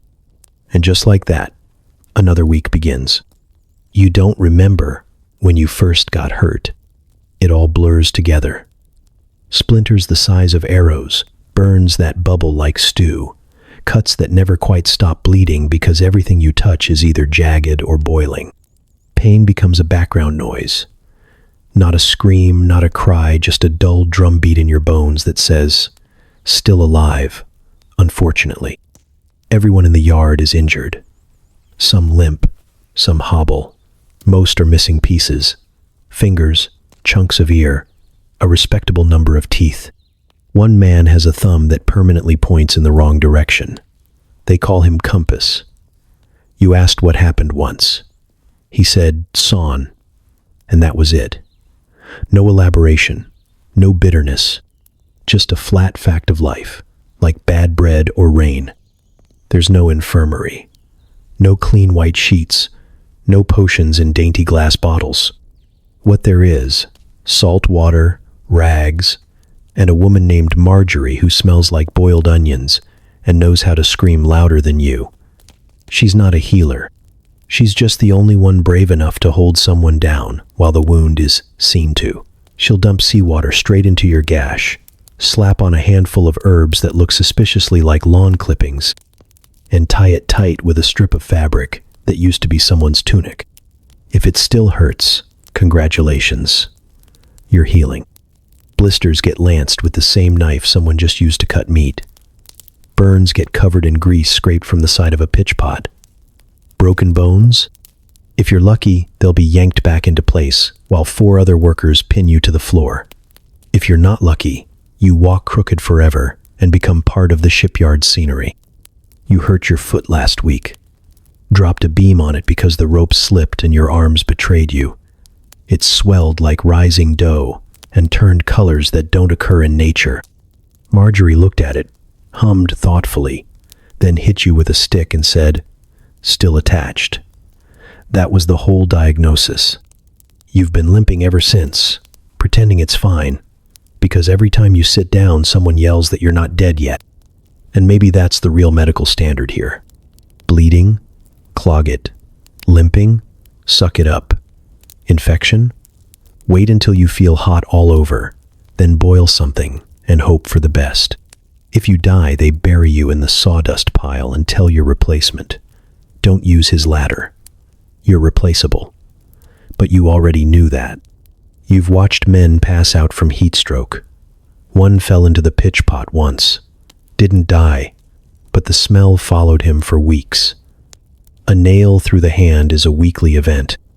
Smashed fingers, torn palms, knees that click when they shouldn't. None of it earns more than a shrug. The worst part is the silence. The way everyone just watches, nods, then goes back to work like pain is the price of presence. You start fantasizing about injuries, not out of masochism, out of strategy. Maybe if you break the right bone, you get 3 days off. Maybe if you slice something deep enough, you can sit still without being called lazy. You dream of illness, of a good, noble fever that leaves you bedridden and unreachable. You even wonder what would happen if you just disappeared. Walked off into the woods, lay down beneath a tree, and let the rain decide if you should keep existing. But you don't. You stay, you limp, you haul, because the work doesn't stop, and the pain doesn't matter, and the only thing worse than being hurt is being seen as useless. So you wrap your foot, you clean your own cuts, you spit on your palm and rub the sting away. You tell yourself it doesn't hurt, that the blood is shallow, that you're just tired. And if you lie well enough, they let you keep working. There's a lot you can say about shipyard life, but fair isn't one of them. There's no contract, no rights, no list of things you can or cannot be asked to do. There's just work and more work, and the ever-present fear that if you say the wrong thing to the wrong man, you'll be walking home with fewer teeth, or not walking home at all. You don't work for a boss. You work under a system designed entirely by people who will never set foot near a splinter. You tried asking a question once, a harmless one. Just wondered aloud if maybe the shift could end when the sun did, instead of 3 hours later, by torchlight. The foreman turned his whole head, squinted at you, then laughed so hard he spat beer through his nose. He said, "You want to talk about hours?" Then he pointed at a guy named Wren, who had once asked if the yard could have a shade cloth. Wren now carries pitch buckets with both hands because one of his shoulders doesn't rotate anymore. There's no complaints department. Unless you count yelling into the wind and hoping it blows your words into the ears of a Lord who cares. It won't. The Lord who owns this yard has never spoken to a worker in his life. He rides by once a month, dressed like he's going hawking, and nods solemnly at the ship's progress before retreating to his manor to complain about the price of wine. He doesn't know your name. He wouldn't want to. The only thing he wants from you is silence and steady progress. So you learn silence. You keep your head down. When a tool breaks and slices your thumb open, you wrap it. When you work 3 straight days without sleep because a vessel has to launch before the king's cousin arrives, you do it. When someone steals your ration and the foreman says, "Prove it," you don't argue. You just sit on the edge of a plank and chew the memory of bread. There are no unions, no brotherhoods. There's a vague sense of loyalty between the men who sweat beside you, but that's as far as it goes. If someone speaks out, you all look away. Not out of cruelty, out of survival. Because if you're seen nodding too much, you'll be next. The foreman has a list in his head of who's useful, who's slow, who talks too much. You don't want to be on that list. That list leads to extra duties, which means hauling waste barrels, or climbing the mast in a storm, or fetching timber from the cursed side of the forest.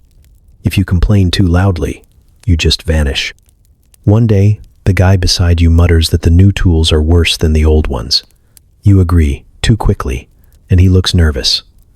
The next morning, he's not at roll call. His bunk's empty. His tools are gone. No one asks.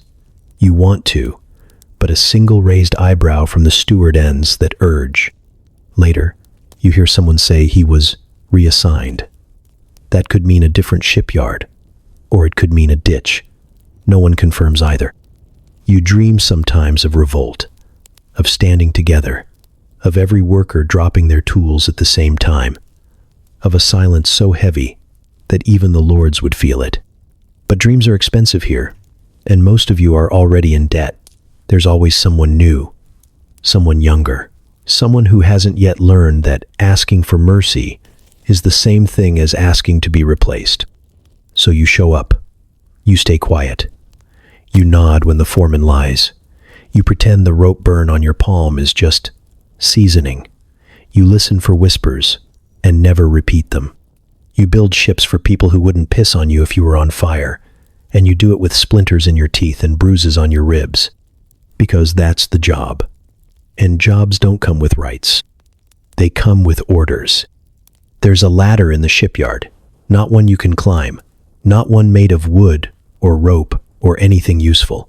This one's invisible and made entirely of pain, power, and who gets to yell without consequence.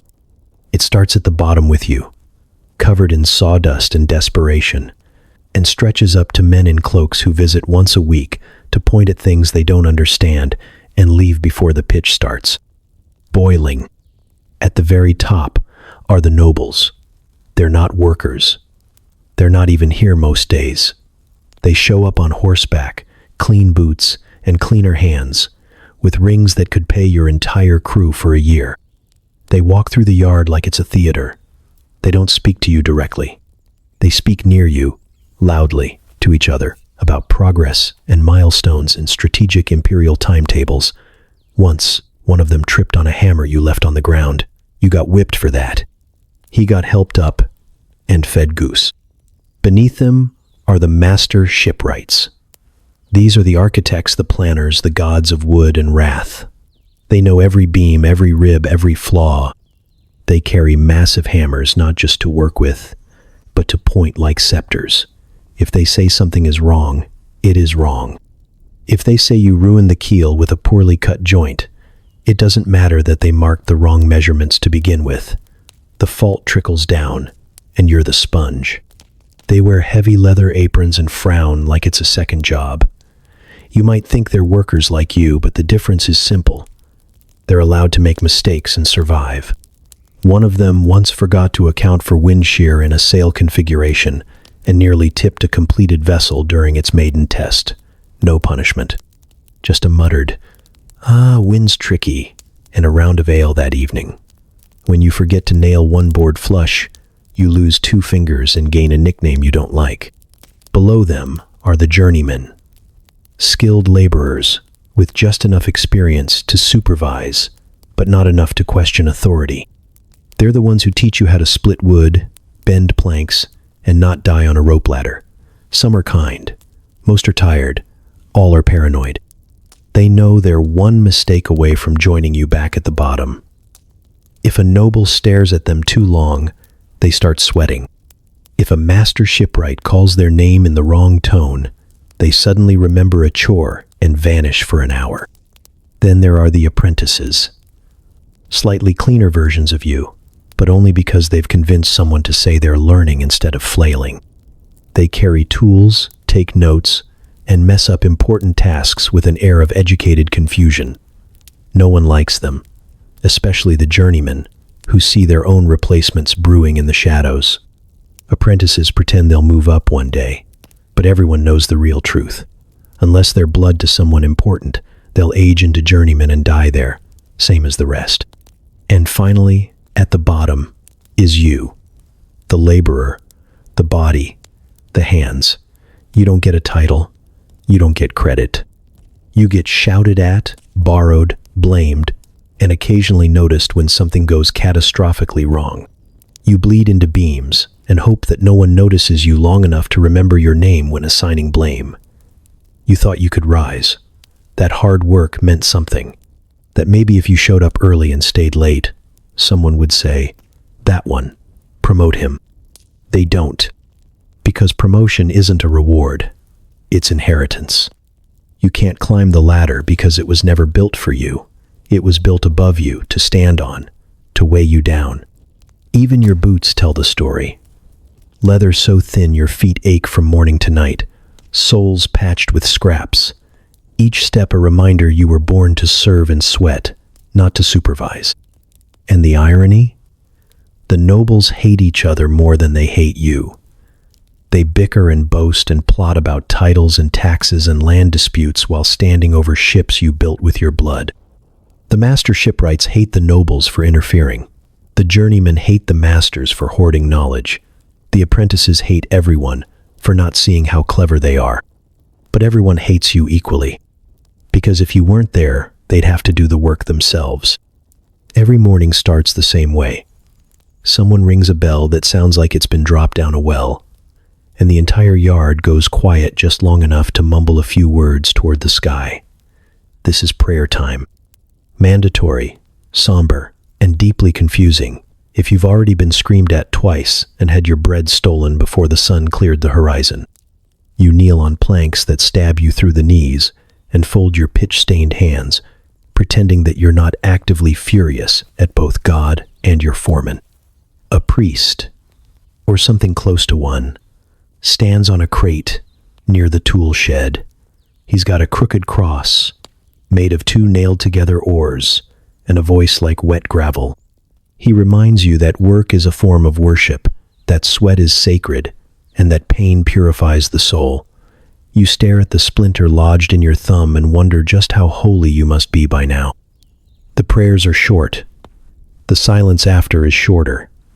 Someone coughs. Someone else spits. Then the hammering begins again, louder than the amen, as if the yard itself is trying to drown out the concept of grace. You are expected to believe, not just in God, but in the idea that all of this, the blisters, the backaches, the constant threat of being flattened by a falling mast, is somehow part of a divine plan. You nod. You cross yourself when told. You whisper thanks when you survive the day, with all your limbs still attached. But belief is a slippery thing when you work in a place that tries to kill you before second bell. Especially when you know that if the ship sinks, they won't blame poor craftsmanship. They'll say God willed it. Or worse, that someone here didn't pray hard enough. So, you hedge your bets. You mutter blessings before hammering. You trace crosses on beams. You whisper to saints you barely remember from your childhood in the hope they're listening. You pray over knots, over nails, over your lunch, even though it's mostly mold and disappointment. You don't know if it helps, but it gives your hands something to do besides bleed. Then, there's the plague.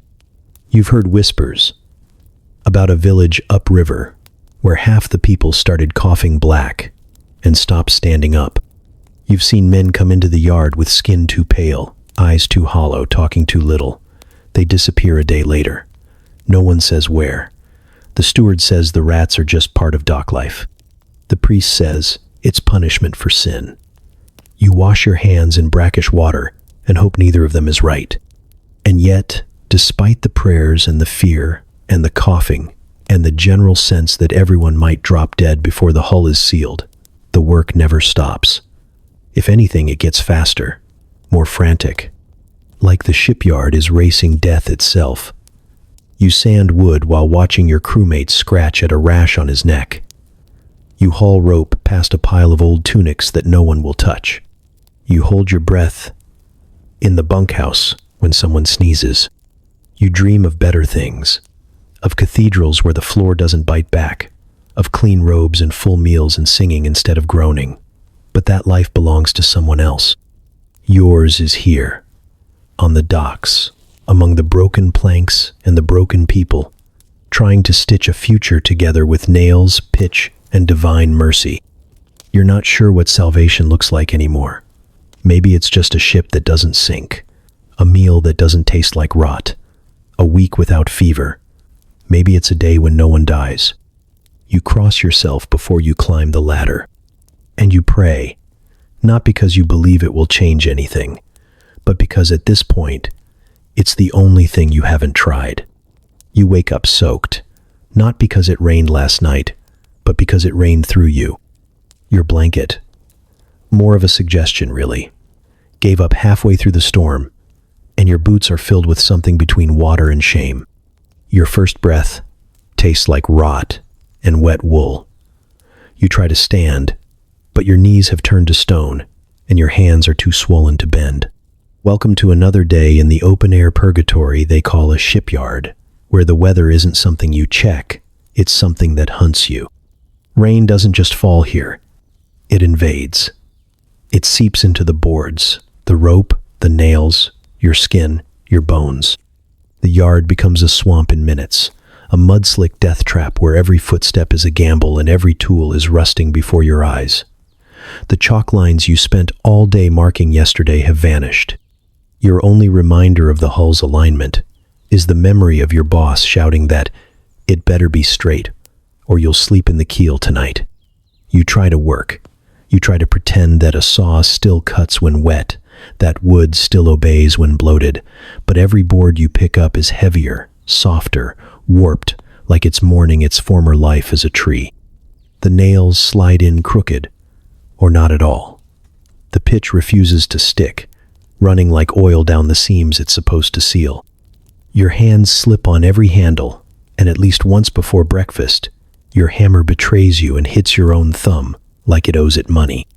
And the wind. The wind slices through wet clothes like a blade. It howls through the scaffolding and turns every rope into a snapping, shrieking snake. Tar spills, tools disappear. One of the apprentices tries to chase a plank and ends up on his back in a puddle so deep you can't tell if he's laughing or drowning. You walk past him, because stopping in the rain means seizing up. If you stay still, the cold locks your joints like rusted gears. When the sun comes back, it doesn't help. It returns like a curse, blazing down on the soaked yard and turning it into a steaming cauldron of warped wood and angry men. The mud bakes into crust. The boards crackle and shift. Everything swells or shrinks depending on which direction you squint from. Timber that fit snugly yesterday now juts out like a broken tooth. You try to shave it back down, but your blade catches and sends a splinter the size of a dagger into your thigh. Nobody's talking. The sun has melted the words out of everyone's mouths. Shirts come off, not out of comfort but desperation. Skin burns. Tar bubbles. At one point, the pitch pot catches fire on its own, and no one's surprised. A man tries to patch a seam with tar so hot it eats through the brush. He doesn't scream. He just drops it, curses the sky, and keeps working with his other hand. There is no shade. The one tarp strung up for shelter collapsed 3 days ago under the weight of rainwater and dreams. There's nowhere to sit that isn't boiling, and nowhere to stand that isn't blinding. You blink and see spots. You spit and taste ash. You can hear your sweat sizzling when it hits the deck. And still, the foreman shouts, "Keep moving." Like motion is protection. Like speed can outrun heat stroke. You think about the rain. You miss it. You hated it. And you still miss it. At least it kept the sun away. At least it softened the wood before the sun hardened everything into madness. You wipe your face on a sleeve that's no longer dry and try to remember what normal weather feels like. The kind that doesn't hurt. The kind that doesn't warp the world around you into something barely manageable. You can't, because here, the sky chooses violence every day. Rain, wind, sun. It doesn't matter. Each one comes to ruin something vital. The seams, the timber, you. And you? You just keep hammering. In mud, in glare, in silence. Because there's nowhere to hide. Launch day isn't a celebration. It's a threat wrapped in ceremony. A moment so steeped in fear and desperation that even the wind holds its breath. The ship, your ship, the one you bled into for months, is finally ready, or close enough that the nobles have decided it looks finished, which is often the same thing. They've summoned everyone. Trumpets are polished. Flags are flapping. There's a priest with holy water, nobles with polished boots, and you, standing ankle-deep in mud, hoping the ship doesn't explode the moment it kisses the sea. You've never seen so many people care about the ship, not when it was a skeleton of beams and nightmares, not when you were hanging from the mast in a storm tying down rigging with a frayed rope and a prayer. But now it has sails. It has a painted hull. It has a name no one can pronounce, but everyone pretends is meaningful. The nobles toast to its success. The priest blesses it. The workers, real ones, like you, just stare at it, knowing exactly how many seams were patched with panic and how much pitch was used to hide the sins. The launch process is simple on paper. Roll the ship into the sea using greased logs and divine luck. But nothing ever goes the way it's supposed to. The tide's wrong. The ropes are fraying. One of the logs is cracked. The shipwright in charge of alignment is missing a finger and half a sense of direction. You're ordered to push, to pull, to brace, to chant with the rhythm of a team, but all you hear is your own heartbeat thudding in your ears like a war drum. It moves, slowly, creaking like an old man with secrets. The logs groan, the ropes snap tight, and the hull shifts forward one trembling inch at a time. Nobles cheer like they did something. You keep pushing, and then it happens. A jolt, a lurch. The whole ship rocks sideways for half a breath, and you feel every beam groan under the weight. Someone shouts. A rope gives. A log splits.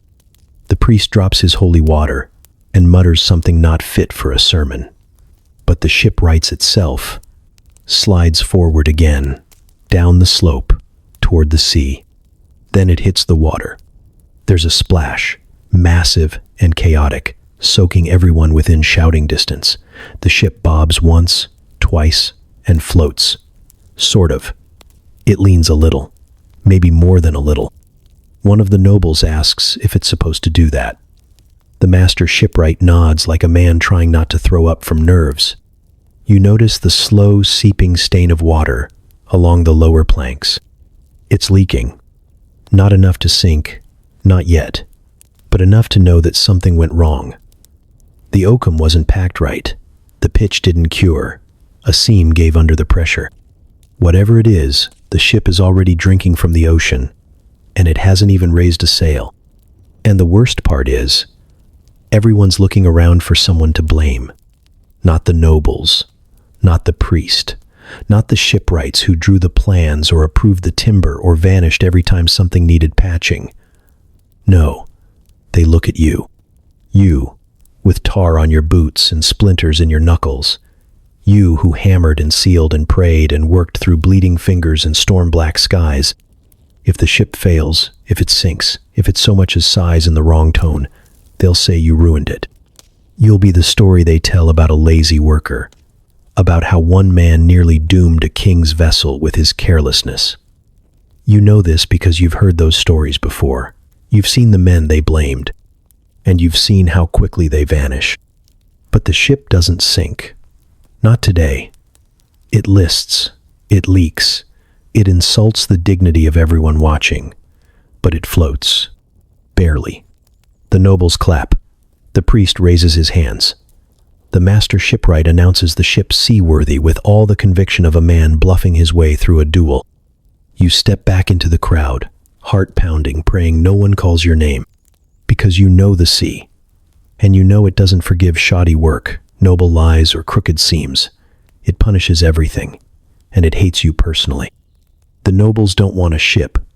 They want a sculpture that floats, something elegant, impressive, blessed by aesthetics, and entirely divorced from the concept of labor. They talk about lines, graceful ones, sweeping ones, lines that curve like poetry and whisper of victory before a single sail is raised. They point at planks with soft hands and say things like, "It should arch more, like a swan's neck," while you stand there, covered in pitch, bleeding through a splinter the size of a finger bone, trying not to pass out from hunger and contempt.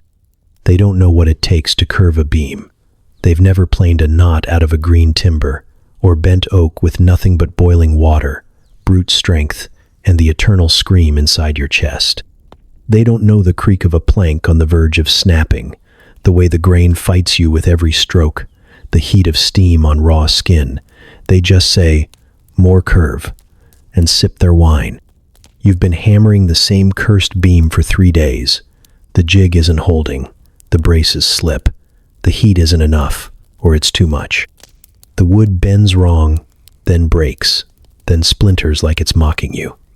You start over. Again. By the third attempt, your arms are jelly, your back is locked, and your palms are blistered into something that resembles tree bark. You swear the beam is alive, and it hates you personally. Meanwhile, the nobles arrive in waves, dressed like they're going falconing, inspecting everything, with an expression like they're smelling something mildly unpleasant. They complain that the trim is too plain. They want gold leaf.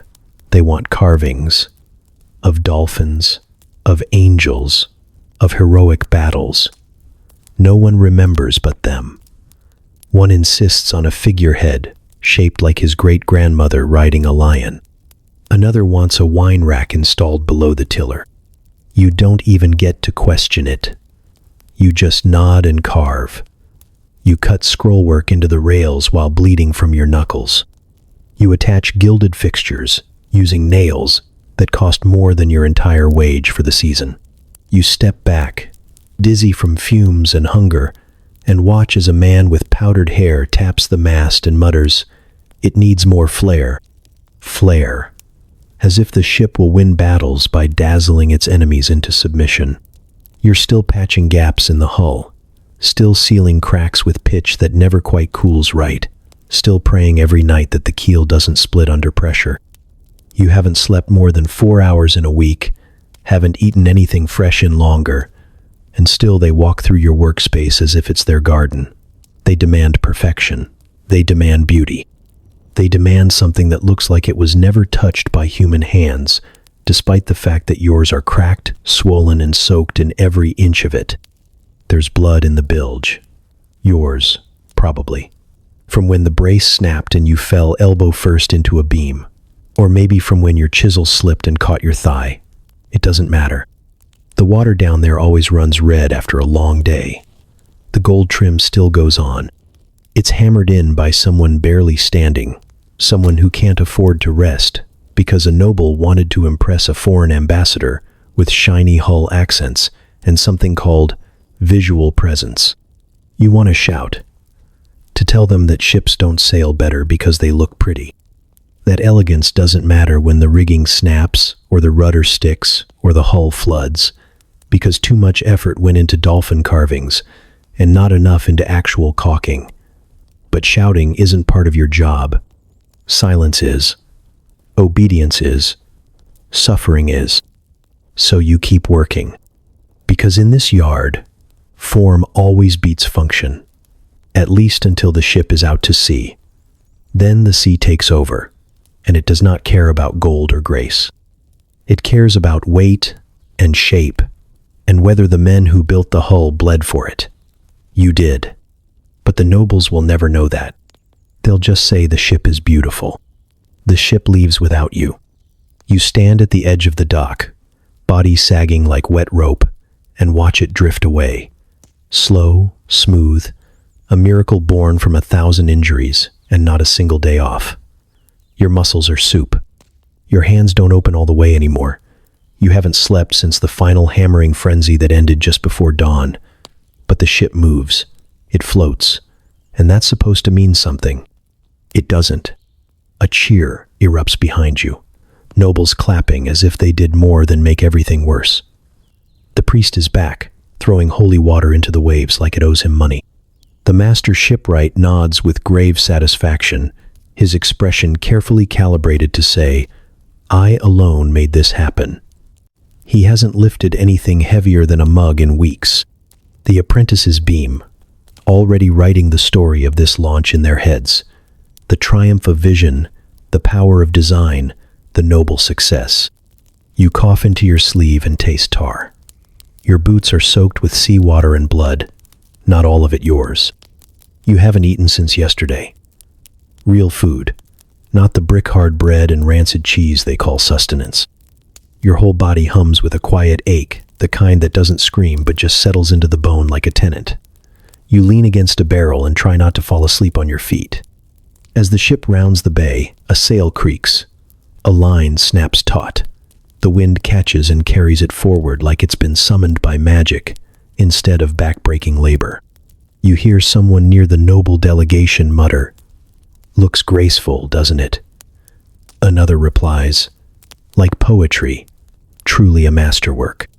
No one mentions the men who hammered the beams, bent the ribs, hauled the rope, or held the masts steady in the rain. No one names the worker who broke his spine lifting ballast stones. No one talks about Watt, who got his hand crushed and still showed up 2 days later, binding rope with his teeth.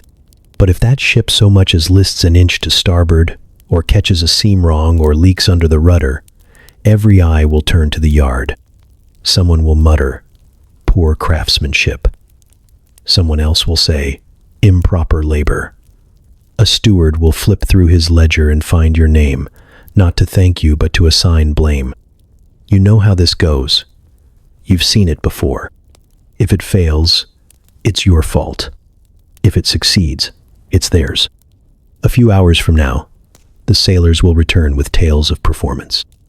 If the ship glides well, if it turns smooth, if it doesn't take on water, or groan too much when the wind picks up, it'll be called a triumph of engineering, a tribute to noble intellect. The master shipwright will be given a pouch of coins and a round of applause, maybe even a title. You'll get a nod from the foreman and a new assignment. There's always a new ship. You think about collapsing, just right here, between the rope coils and the anchor chain. Let the dock swallow you. Let the cold take the rest. But someone's already calling for you. There's a beam that needs hauling, a mold to prepare, another tree being stripped for another hull that will be blessed by people who never touched it. You look out at the horizon and see the ship shrink to a speck. It floats. It moves. That's all it needs to do. You built something that didn't sink, and you still feel like you failed. It's finished. The ship, the enormous, groaning, tar-soaked beast that's hovered over every waking moment of your life for the better part of a year. The one that gave you calluses where you didn't know skin could harden, taught your spine new ways to bend, and took your sweat like tithes. It's done now. Floating in the harbor, sails furled, crew climbing aboard like it was born perfect. You watch from the dock, holding your ribs where something cracked last week and never quite went back. They say this is the moment of pride.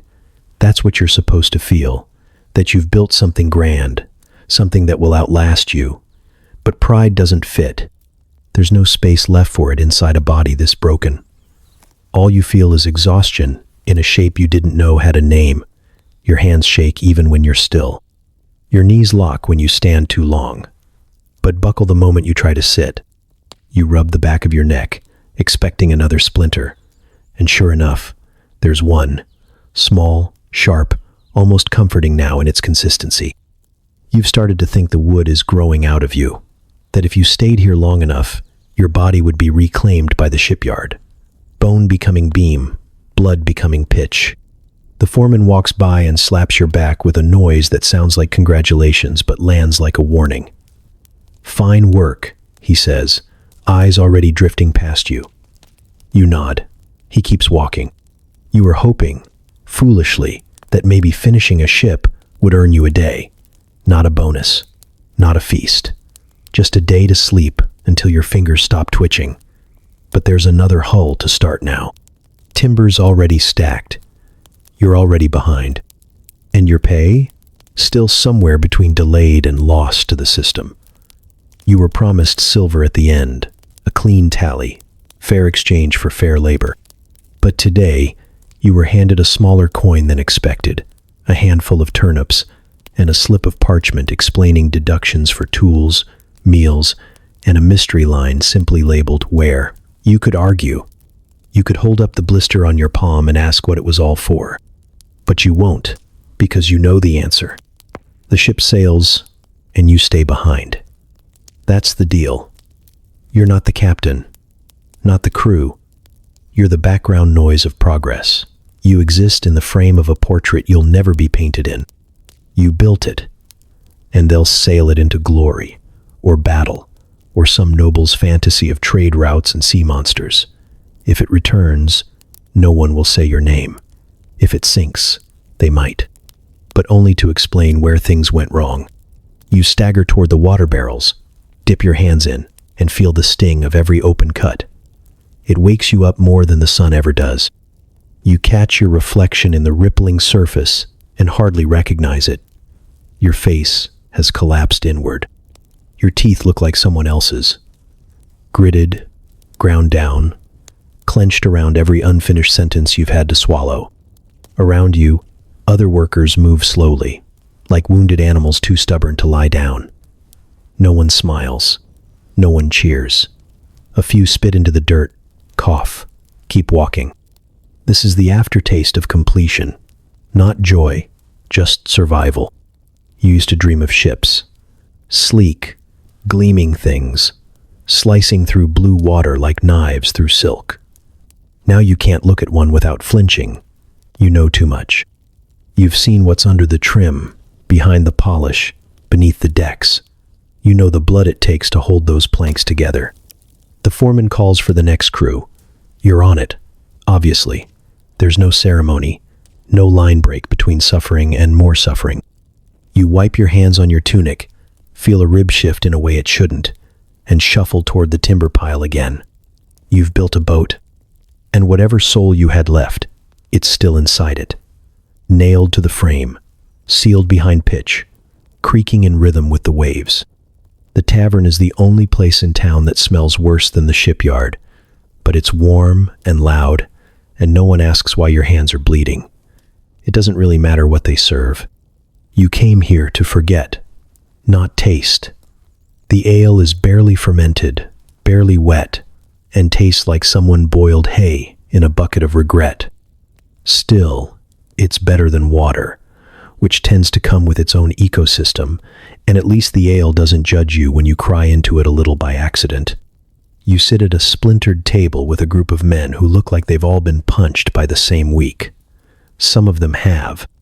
Their tunics are stained with tar, grease, or blood. Sometimes all three. Their faces are weathered into frowns that don't fade, and no one has all their teeth. They don't ask what ship you worked on. They already know. Your posture gave it away. You nod to the barkeep, a woman with the permanent squint of someone who's seen too much and refuses to be impressed by any of it.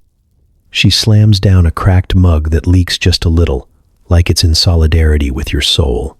You drink it in 2 gulps. It burns, but not in the satisfying way. It's more like being punished from the inside. No one here talks about feelings. There's no space for that. Instead, you trade stories, warped ones, half-lies, and over-exaggerations seasoned with just enough truth to hurt.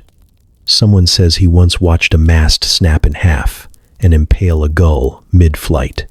Another claims his cousin built a boat that caught fire just from the heat of the sun. Everyone laughs too hard because the alternative is thinking about how close that came to actually happening. The man next to you leans in, eyes wide with the kind of madness that can only come from long exposure to boiling pitch or childhood trauma, or both. Saw a mermaid once, he says, slurring slightly. Long hair, sharp teeth. She sang to me. You raise an eyebrow, mostly because that's all you have the energy for. He nods solemnly. She was in the bilge. Might have been a rat, but I felt something. You nod back. You don't believe him, but you respect the commitment. The ale starts to work its magic, or poison, depending on your perspective, and the pain in your knees recedes just enough to forget why you were limping. You stretch, just a little, and your shoulder cracks so loud the man across from you flinches. You both chuckle. Nothing's funny, but it passes the time. There's a man asleep in the corner. No one knows when he arrived, and no one's checked if he's breathing. He might be dead. You're not sure it would change anything. The tavern has seen worse. There's a story going around that one guy died here 3 months ago, and no one noticed until the smell changed. Someone made a joke about seasoning. He got punched, deserved it. You try to talk, to say something real, but the words get caught in your throat. You open your mouth and close it again, like a fish that knows it's too close to the surface. What would you even say? That you're tired in a way sleep can't fix? That the last ship took something from you that you don't know how to get back? That every time you close your eyes, you see nails bending and boards splitting and your hands failing you? Instead, you ask for another mug, and another, and eventually, the noise of the room becomes a blanket. Not warm, not soft, but thick enough to muffle the ache in your ribs and the hole in your chest. You laugh at something someone says. You slap the table. You pretend you're whole. Tomorrow, you'll wake up with a headache, empty pockets, and new blisters in places you don't remember using. You'll go back to the yard. You'll lift, haul, hammer, and bleed. But tonight, you drink. Because in this town, there's no therapy, just ale, lies, and the fragile, bitter piece of forgetting. You hear the news before you see the damage. A bell rings. Not the usual one for prayer or shift change, but the one that means something big and wet has gone wrong. There's a buzz in the air, a sick sort of excitement that cuts through the usual background hum of hammering and cursing. Someone shouts from the tower. You and the others stop mid-task, hands still on chisels, sweat drying on your necks. You look out to sea. The ship is coming back. It's not supposed to. It left 3 weeks ago, with fanfare, holy water, and a sack of gold stashed beneath the captain's quarters. It was supposed to sail toward glory, or trade, or war. No one really knew because no one told the builders anything. All you knew was that it was done, and it floated. But now it's limping back into the bay. The sails are shredded. The figurehead's missing its head. The hull lists hard to port and has a wound the size of your bunk gouged into its side. It's trailing a slow, oily line of something that's definitely not holy. The rigging hangs like a noose. One of the masts is gone entirely. The ship rocks into the shallows with a groan that sounds like it came from inside your own spine. They say it hit rocks, or a storm, or pirates. The story changes, depending on who's yelling. Doesn't matter. The result is the same. It broke, and now it's yours again. You watch the nobles shout at each other on the dock. Hands wave, scrolls are unrolled. Blame is passed around like a hot coal no one wants to hold for more than a second. No one calls your name, but you know what's coming. You can feel it in your bones before the foreman even walks over and says the words you've already heard in your head. Get ready. We're rebuilding. You want to scream, or cry, or disappear into the mud and never come back. But you nod, because that's what you do. The yard becomes a triage center overnight. The broken ship is dragged halfway up the shore and tethered like a wounded beast. Its hull leaks steadily, as if it's still crying from the journey. You start pulling boards off the frame. They crumble in your hands. The pitch has melted, the nails have rusted, and something inside it smells worse than death. You pretend you don't see the stains. Or the blood. Half your tools are gone, misplaced, stolen, or rotted. The saws are duller than your hope. The chisels chip on knots that didn't exist before. The ropes snap if you breathe wrong. The cart that used to haul lumber lost a wheel 2 days ago, and no one fixed it because everyone was too tired to care. You drag beams one at a time, each one heavier than the last, because your body has already checked out of this job emotionally and is now trying to do the same physically. And the plague is here now. No one says it outright, but you know. The coughs are deeper. The eyes are hollow. One man collapsed by the pitch pot and didn't get up. They covered him with a cloth and kept working around him. He's still there. Someone moved a bucket next to him to catch the runoff. You wear a cloth over your face, not because it helps, but because it feels like doing something. You smear herbs on your chest that smell like misery and goat. The priest walks by daily, muttering prayers and not meeting anyone's eyes. You keep working, because the ship has to sail again, even if it kills you, even if you know, deep down, that it will return broken again, or not at all. They'll send it out with more gold trim and less reinforcement. Less rope, less time, less reason. And when it comes back in pieces, if it comes back, You'll do this all again, with fewer tools, with more plague, with even less of yourself left to give. The dreams always start with water. Not peaceful water, not the kind with lazy waves and sunlight dancing across the surface. No, this water is black and thick and rising fast. It's cold in a way that seeps through memory, even though your body is still warm in whatever corner of straw you've claimed tonight. You try to move in the dream, try to shout, but your limbs are heavy and your mouth is full of splinters. And then comes the sound, the unmistakable shriek of wood under pressure.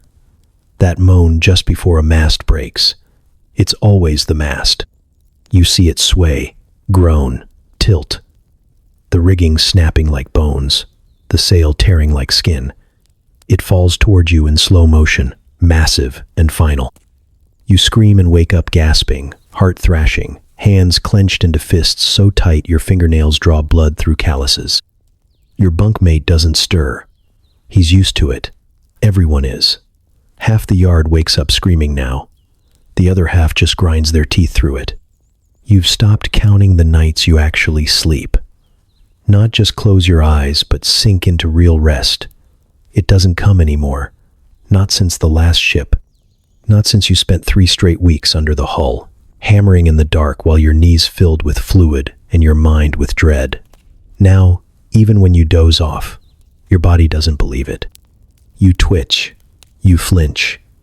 You wake up mid-panic, heart pounding like a warning drum. There's no name for it. Not here, not now.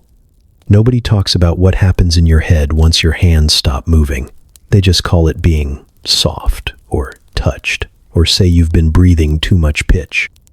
You tried once, just once, to explain the dreams. You told the carpenter next to you that you'd seen the same rope coil around your chest in your sleep 3 nights in a row, tightening until your ribs felt like fire. He laughed, then coughed blood into his sleeve and changed the subject. You don't bring it up again. Instead, you keep going.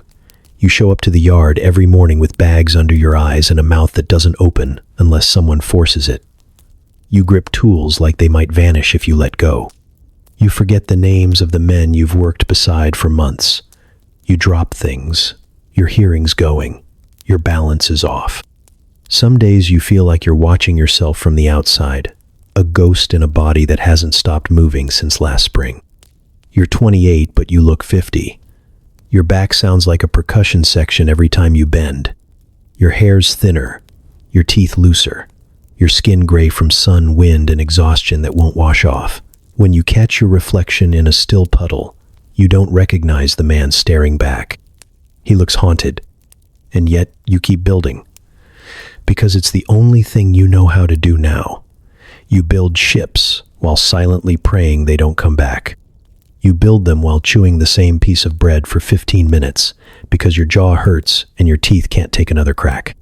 You build them while flinching at every bang, every shout, every gust of wind that sounds just a little too much like a falling spar. Sometimes, at night, you dream of something else, something worse. You dream that you're at sea, on one of the ships you built, and it starts sinking. Not all at once, but slowly. A trickle at first, a seam opening, one you remember sealing yourself. You try to shout that it wasn't your fault, that the pitch was bad, that the rope was too thin. But no one listens. The water rises, the mast leans, and when it falls this time, it actually hits you. You always wake up before you feel the impact. But sometimes, you wish you didn't, because at least then, it would be over. The morning comes like a punishment. The sky is gray, but not dramatic. Just dull, tired light washing over the yard like it knows what's waiting below and doesn't care. You wake up the way you always do now. Already sore, already sweating, already late. You sit up, slowly, every joint, reminding you that survival isn't free. You swing your legs over the side of the cot and stare at your hands. They're not hands anymore. They're tools, blunt, swollen, cracked tools. You flex your fingers and wait for the sting that means they're still attached.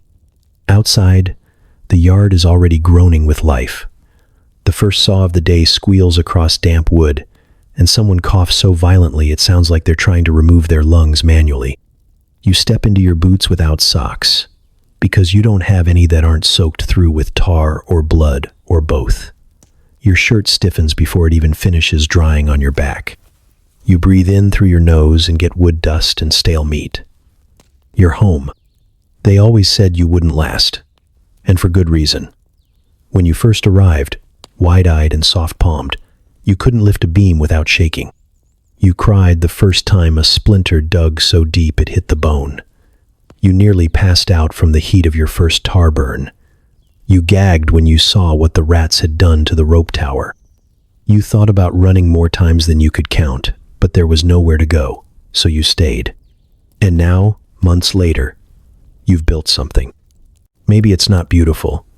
Maybe it lists a little and leaks a little and groans when it shouldn't, but it floats, it sails, it survives the same ocean that swallows better things every day. You made that happen. You and your mangled crew of limping, limbless, half-starved lunatics who kept swinging hammers long after reason gave up. Together, you bent green oak into submission. You shaped dead trees into something that defies their death. You wrapped rope until your hands bled and sealed seams with fire and prayers and pitch. The ship lives. You're not sure you do. You're here, yes, standing, breathing, technically alive.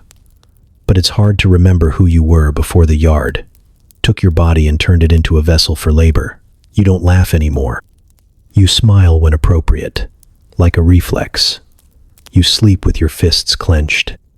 You talk in short sentences and always keep one eye on the sky, because you've learned that weather is never just weather, it's a warning. You've lost track of the injuries. You stopped counting when your forearm split open during the third rebuild and no one flinched. You've stopped expecting the bruises to fade. They're part of you now. Your skin is a map of accidents. Your back, a ledger of every beam you lifted wrong. Your shoulders feel like they've been ground down by a millstone. Maybe they have, but you're still here. You don't know what that says about you. That you endured this. That you built something and didn't die doing it. That you've come out the other side with nothing left but a skill no one outside the yard cares about, and a body too ruined to run from it. It doesn't feel like victory. It just feels done. Not over, but done. You watch the next crew roll in, fresh boys, faces full of questions they haven't learned not to ask yet. One of them still has all his fingers. You almost say something to him, a warning maybe, or just a nod. But what's the point? He'll figure it out, or he won't. You walk past him toward the scaffolding, your knees screaming, your spine humming like stretched rope. The sea is calm today, flat and gray and wide. The ship you built is out there somewhere, probably. You hope it holds. You hope it doesn't break too soon. You hope no one dies on it. You wouldn't last a day, they said. But you did. Barely.